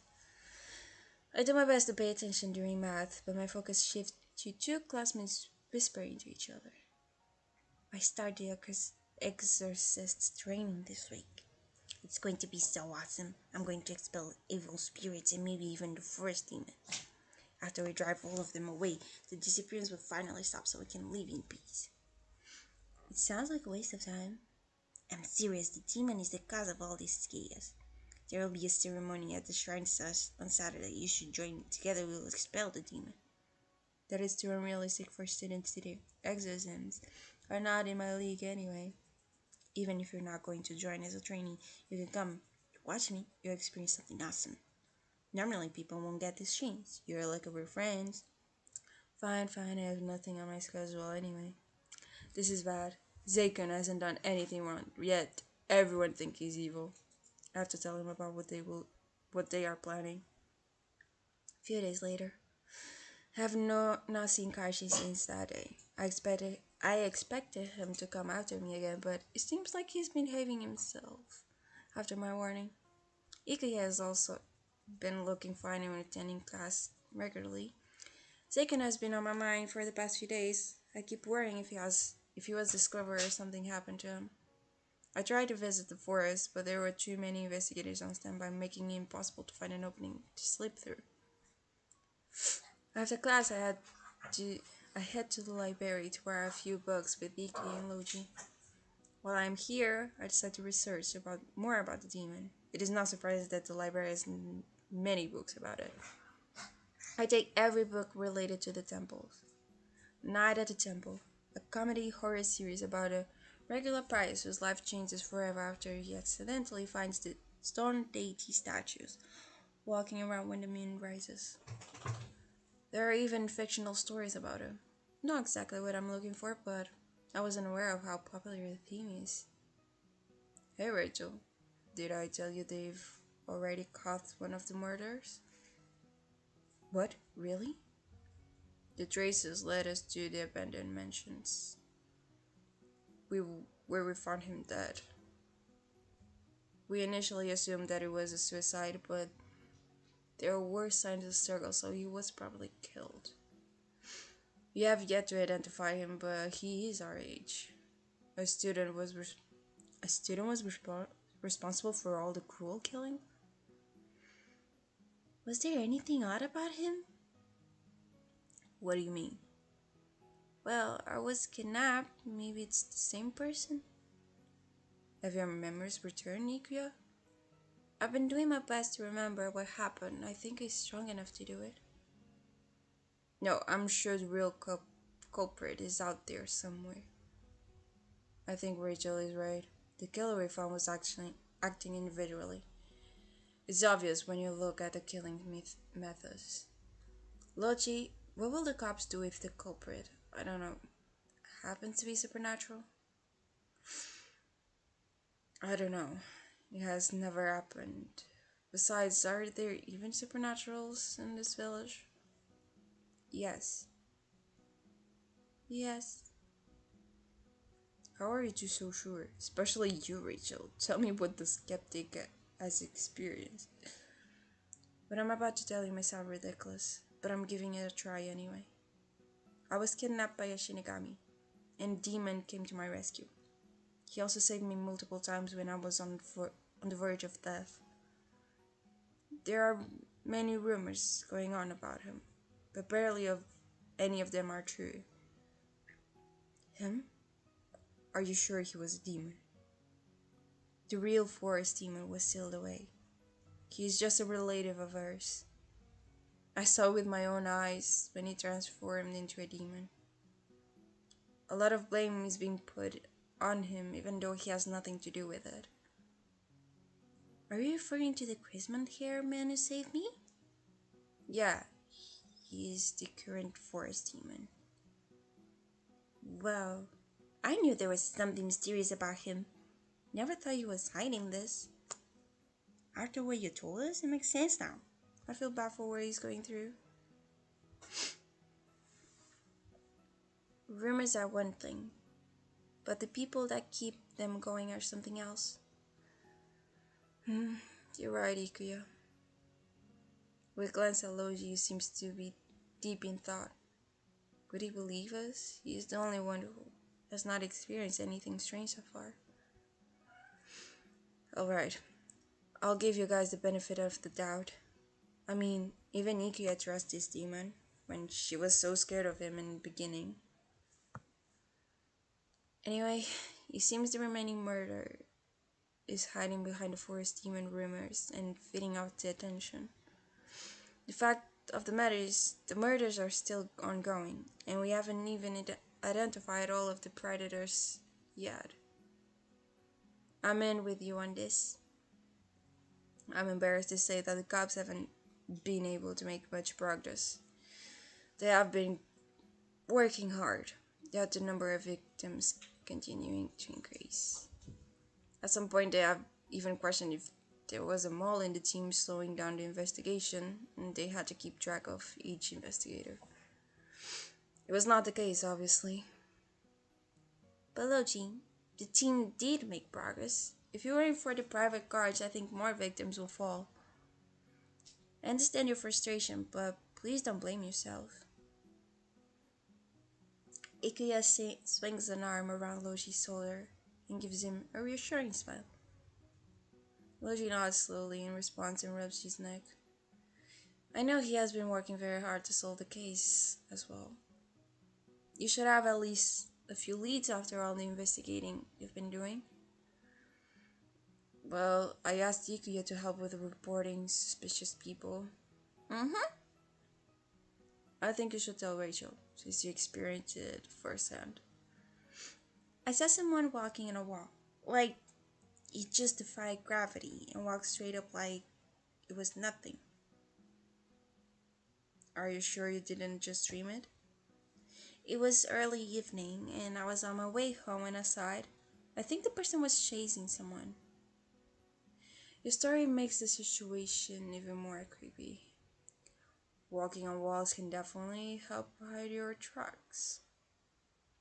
Even so, we haven't found any clues on the walls at the crime scenes, so it probably isn't related. I'll keep it in mind though, for now. By the way, are you still looking into the new residents? We only have a few left to check up on, but they are still on the list of suspects. Good. If it happens to be none of them, that is one less possibility. We continue bouncing theories until the sky grows dark. I want to do more research so I stay a bit longer while Yiki and Logi head home. There is a whole archive with information about the forest demon. Curious, I browsed through it. One of the oldest records mentioned a female voice. It would give people advice on how to solve their problems using dark energy. It was not reported what these people ended up doing. My grandmother was such a pain. A sudden voice startles me, and I drop the document. Papers scatter on the floor. I turn to see Zakin behind a bookshelf. He looks in my direction with his arm crossed. What is he doing here? His presence surprises me. The library is the last place I would expect to encounter him. Doing research about the demon? I can simply tell you about her. I nodded and scrambled to the floor to pick up the papers. He moves out of the shadows and extends his hand using strings of light to collect the papers I drop. With that kind of method, he does not need to bend down at all. Once he hands the pile to me, we both take a seat at a nearby table with him opposite of me. I'm still dazed at his appearance. I quickly check my surroundings and notice that no one else is around. Zakin is focused on me. He leans on his arm and seems to be waiting for me to say something. Hi Zakin. I didn't know you were familiar with this place. It is my first time here. I heard that people collect and share information in a place called a library. I was curious about what humans are interested in, only to find a bunch of lies. Well, not everything is true account of history. We have many fictional stories here. I know that much. What I'm talking about is the historical section. How can you be so sure of the authenticity? There's nothing else we can rely on. It's not like we were at the events. So stupid that you believe everything. What should I believe then? I feel like he takes me for someone stupid, but I do not know what else to say other than my honest opinion. I cross my arms, feeling insecure that he's looking down on me. Silence falls between us. After a moment, he turns to me. His expression softens as he starts speaking. The forest has been guarded by my bloodline for generations. I keep the memories of my ancestors. It's a passing ritual. Obviously, I don't remember everything, but what is forgotten can be passed on. The previous successor, my grandmother, is the reason things went wrong. But I don't blame her. She went mad because she was driven into a corner, and that caused the rumors to form and spread. What about your parents? Did gardening skip a generation? My father was supposed to be her successor, but he accidentally got caught up in some sort of summoning ritual. The humans feared his appearance and killed him right after. My mother was there too, but she was unable to help my father. She received all the blame after my grandmother found out about what happened to her son. This is how I lost both of my parents. Wait, did your grandmother kill her own daughter-in-law? Are you feeling sorry for me? Mourning over their deaths won't bring them back. I can only treasure the memories I had with them. The best I can do is to remember. I rest my arms on the table and gaze down. I will never forgive my grandmother for causing another loss, but she was all I had. Little Zakin stares at the back of a woman in bloodied clothes, the one he addresses as his grandmother. The grassy fields is drenched in dark liquid. There is the body lying at grandmother's feet. Wow, it's you, Zakin. Ma? She has gone to sleep. Let her rest for a while. Why is she sleeping out in the open? Don't worry, Zay. It is best to leave her alone for a while. I'm not oblivious, Grandma. Save your innocent talk for someone else. As their son, I have the right to know why you did this. Leave. No. I said leave. Leave now. Once little Zakin turns his back, the woman approaches him with a nausous expression. She raises her arm at the child. Ugh, I'm gonna sneeze.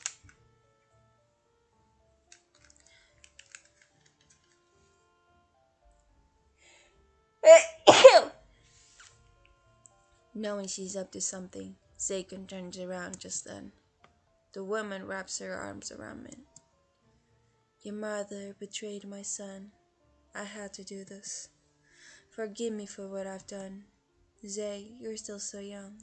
I'm sorry. So sorry. The only child I ever had was taken away from me. I can't. The woman holds little Zakin tightly in her arms while she starts crying. Between her sobs, she tries to speak.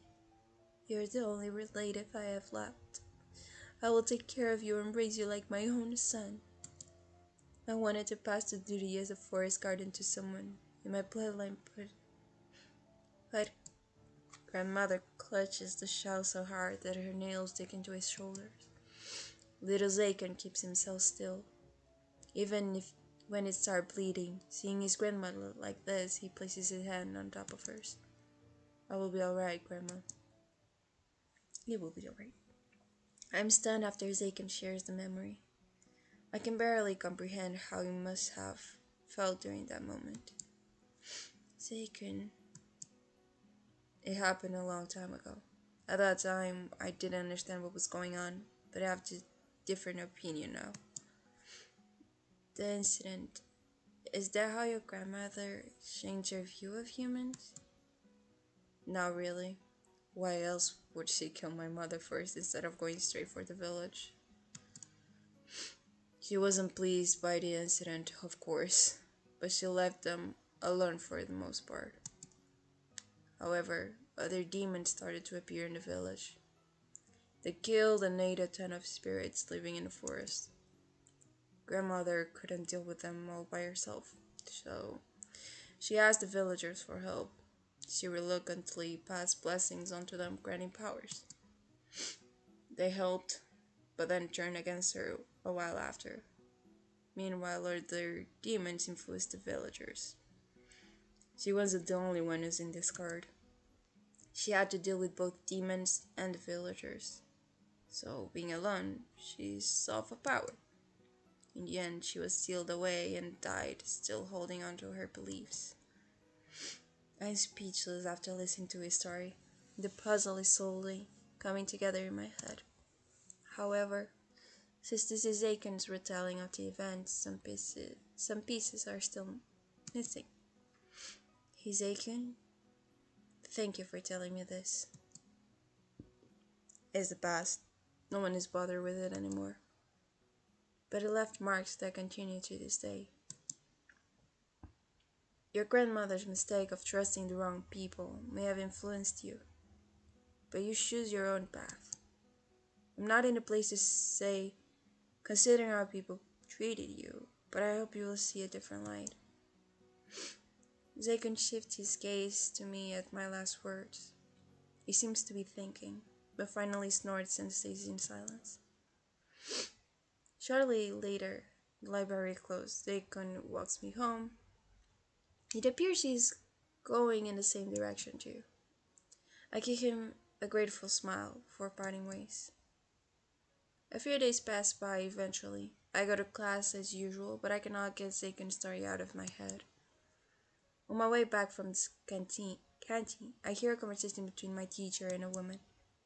How are your students? They have been doing well. I warned them, like you told me to.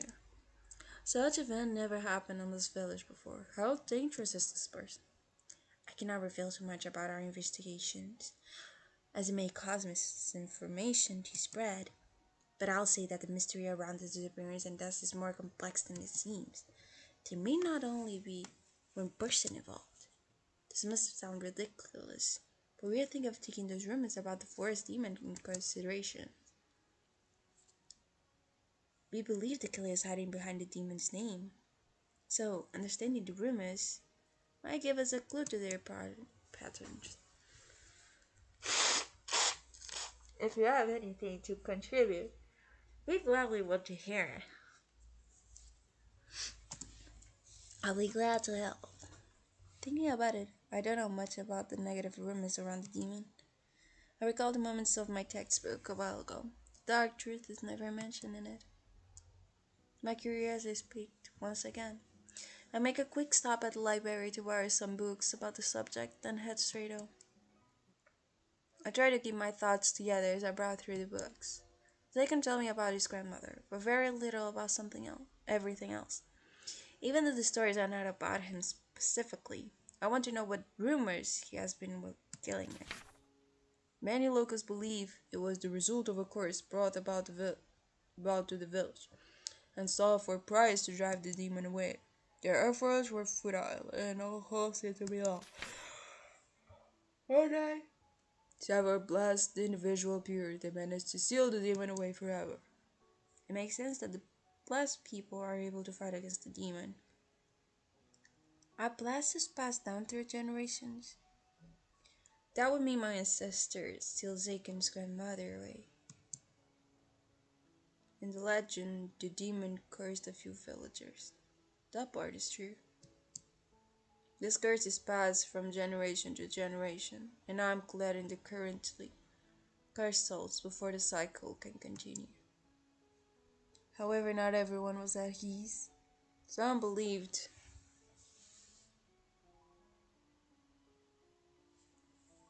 God, what is. For a moment, I was like, what? Is someone talking to me that way? But no, okay. Or not everyone was at ease. Some believed he was not the only demon that lived in the forest. Others thought the curse still lingered. No one has seen anything in the forest of late. Biologists and priors have proven the forest is safe, but fear still lies in people's hearts. Right now, their fear is direct towards Aiken.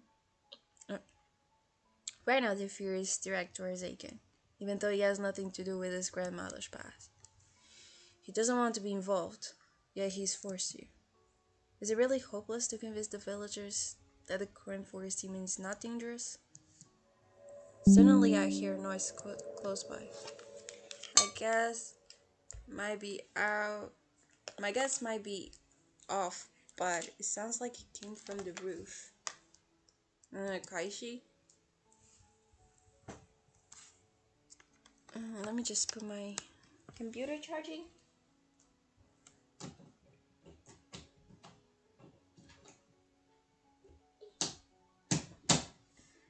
Okay. I ignore it, but then I hear the same thing again. What could be making such noise at this hour? Unable to help my curiosity, I go to the next room and cautiously open the door to the balcony. I look up to check, and to my surprise, I see Zaken sitting on the roof.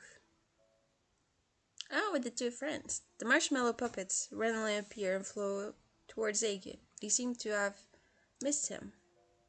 How long have... Upon noticing me, he glances down. Don't mind me, just go ahead and sleep. I can't now that I know you're on my roof.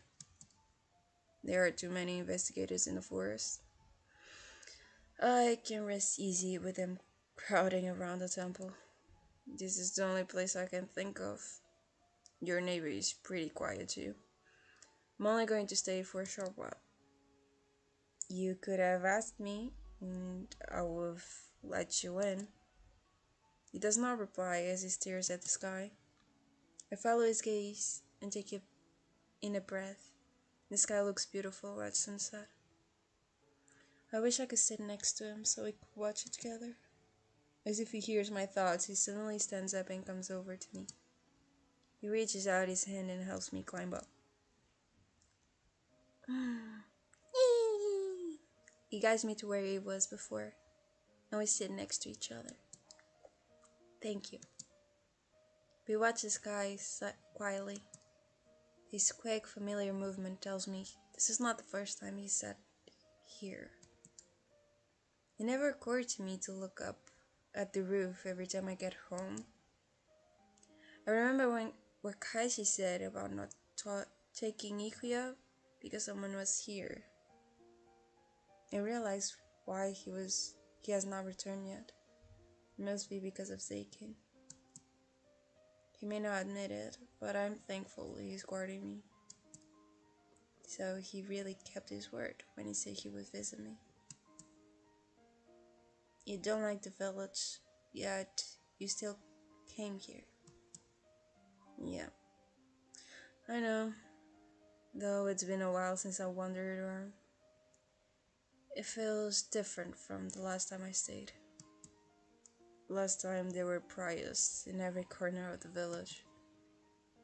There are less now, but residents are still protected by demon warding spells. I guess things haven't changed at all. Did you really give up on clearing your name? Zaken squeezes his eyes closed and takes a deep breath. I thought I was being annoying saying the same things again, but he turns to look at me and speaks in a soft voice. If only were that simple. I did try to convince them before. I even spent some time around the village in disguise. In the beginning, I was curious what stories were going around, but at some point I realized I was better off not knowing. I even tried fighting rumors off with other rumors, but nothing works. Just not everyone is accepting like you, Rachel. His words strike a chord in my chest. I did not know how to reply to him. In some way, it feels so sad. How many generations will it take for things to change? I wish not to be involved, but it is not something I can decide. Even if I try, it always backfires on me. Take the man with the guns. We never met before, but he knew what I was instantly. Shane might not be the best person to represent the rest of the village. Zeiko must have been left with a bad impression after that incident. Maybe I should introduce him to Ikia. She is grateful after he saved her from Kaishi. You shouldn't give up yet. There are villages that aren't bothered with your presence. Also, my friend is thankful for what you've done. She won't forget that. Suddenly, I feel his hand touching my head. He gently strokes it before speaking in a gentle tone. I can handle this. You should worry more about kidnappers in the village. Perhaps you should stay with the police for a while. Even corrupt spirits stay away from a place where many people stay guarded. I'm already planning to stay at Logi's place. It does not take long before night falls. The colorful sky gets replaced by dark hues and shining stars. It has been a while since I went stargazing. It is such a simple yet breathtaking experience. I've been so occupied with myself and other people recently that I forgot to appreciate the finer things in life. Sitting here with Dakin feels so uncomfortable that I started to feel sleepy. A yawn escapes my mouth and Dakin notices. You should go to sleep. No thanks. It's still early and I want to stay a bit longer with you. He closes his eyes with a soft smile on his face. I know that he has been smiling a lot more often lately.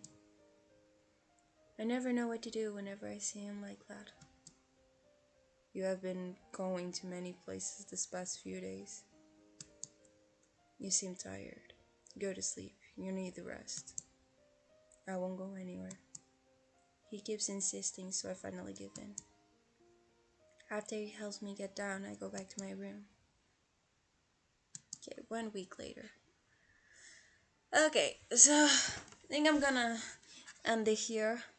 Let me save this. Let me save that. Okay, I think I'm gonna. Okay, 2 hours and 40 minutes. I just don't stream for more longer because around 2 p.m. my mom gets home and it's very noisy, so that's why. And I did wake up late. I should have woken up a bit earlier, you know. But yeah, at least we started already the third chapter. I don't know how many chapters it has, but I'm really happy how it's going. Let me see. Yeah, I think it's really cool. You know, it's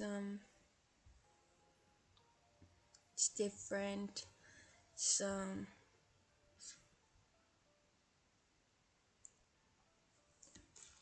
I was seeing the quality of the the thing, but yeah, I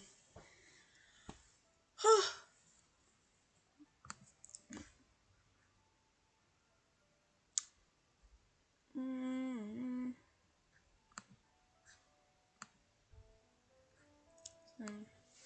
yeah, I know I'm gonna get some food also. It's already 1 p.m. for me. Gonna get some food into my belly so I don't get sick. I should not get sick this week. At least not as I did last week. Because when my allergies get really bad, I cannot breathe. And start like my nose in here starts hurting. And then it goes like here. And then I have a headache. Like fucking bad. Like I really had to take pills even for my headache. I don't like it. Oh yeah.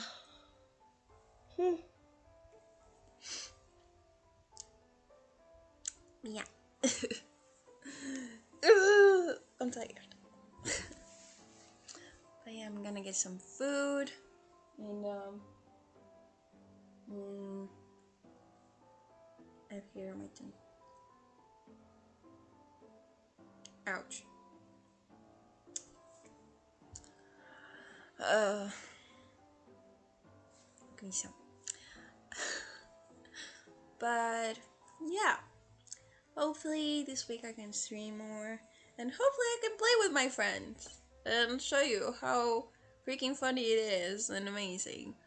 I don't know. Maybe someday I can actually like do with my Portuguese friends and like in Portuguese, maybe. Um, but maybe I can stream also with them in English. I don't know, but that would be something that I would have to talk with them. But also, like usually when I can play with them, it's at night, and at night it's not really um a good thing for me because I cannot make much noise.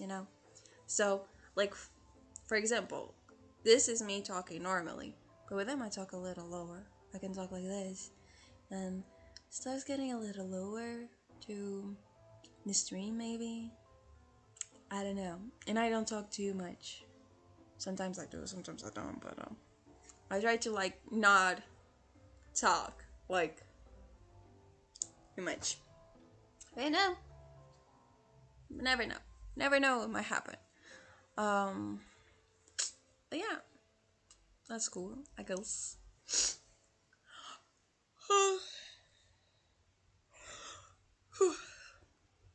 I really like in this visual novel. It has an interesting story. And it has like the kind of mysterious because right now I really don't know who is like actually the culprit. Like actually I think it's not Kaishi, the Shinigami. I think it might not be him. Zeiken is not. Zeiken is a love boy. I love him. Zeiken is amazing. Okay, no, but nobody can say Zeiken is a culprit. He's not. He's a love boy. He's he's the misunderstood guy, which is so lovable and so. So yeah, Zeiken is amazing. Logi, I don't know. He seems to have a crush on one of the girls, but I don't know. I don't know. But it could also just him being actually like really close with them. Hope so. He's really cool. He's a good friend too, so get Logi. Sad that Shane died. Although he did brought that upon himself. I might guess they might find the body. What I'm worried about is that if they do find the bodies that she buried, well, I buried. What will happen then? Because that will be something that she has to vouch for. Yeah, and it's not gonna be good. It's not gonna be great.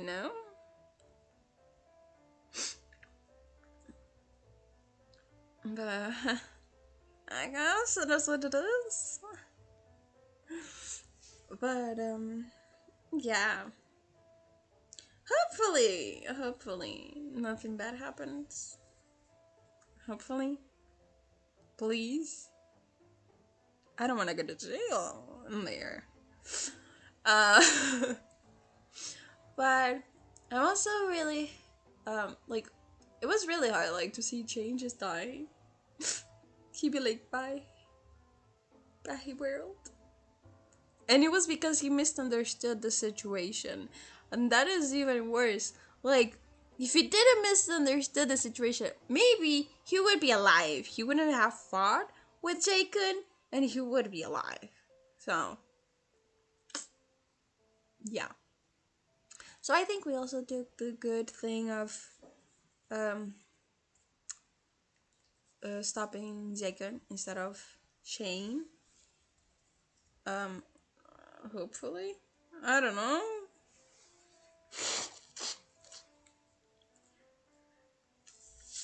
Because I don't think Zane, me mixing the two names. I don't think Shane would have stopped, even if I tried to hold him. I don't think he would. But I could be wrong. Could be wrong. Don't know. Never played it before. I don't know. But yeah. So yeah, I'm gonna go have some good lunch. I don't know what I'm gonna have. Oh, I'm gonna do actually what I'm gonna do. I'm gonna do a freaking omelet. And I think I'm gonna. Should I do? I think I'm gonna do a mug omelet. Basically, I'm gonna tell you what you need to do if you want the recipe. It's good, you know. I'm not the greatest cook, but I do know how to cook on a freaking microwave. Okay. Um. So you need 2 eggs. Okay. You crack them and put them in the mug and whisk that. Then you put a pinch of salt and pepper to get at least some flavor in there. And then you also like cut like 1 slice of cheese and 1 slice of ham. This is like the ingredients that you put on omelets. Put whatever you want, but I usually put 1 slice of cheese, one slice of ham. Like I cut it into small squares or things like that. I take sometimes I just tear it apart and put it there and mix it all, and then I put also bell pepper, which is, and I put like also in there, mix it all, put it in the microwave, and what you do at first, like put like go do like one minute at a time, and the way that you can see, like you can see easily if it's cooked through or not. And it also depends how fluffy you want it, how you want the egg, I guess. But yeah, it's pretty easy. Oh, and you can also like do more egg, less, do whatever you want. At least 2 eggs, I think that's you know a good win, at least. But you can also do more. Sometimes I do more, but it's really good. I think it's a good thing. No, I should try it. As I have mug, a lot of mug recipes. I have mug cake. I have a fluffy pancake. I have French toast. I also have macaroni. Didn't know I have this one. But yeah, I have those kind of food. But it's really good. And I think I'm gonna have that. Because I'm lazy. I am very lazy. And that's what I want to do. Sure. Ah, no. Mm. Yeah, gotta go now. Gotta eat some food. Probably watch something while I eat. And yeah. And I hope either I'll see you today again, afternoon. I'm not sure. It will depend on my friend if they can play or not first class tour. Otherwise, I'll play tomorrow. But tomorrow, hopefully, I'll be here again. Um, Either I'll play this and then another game, or I'll just play one game. I'll see. But I'll be playing games. I'm trying to play more games.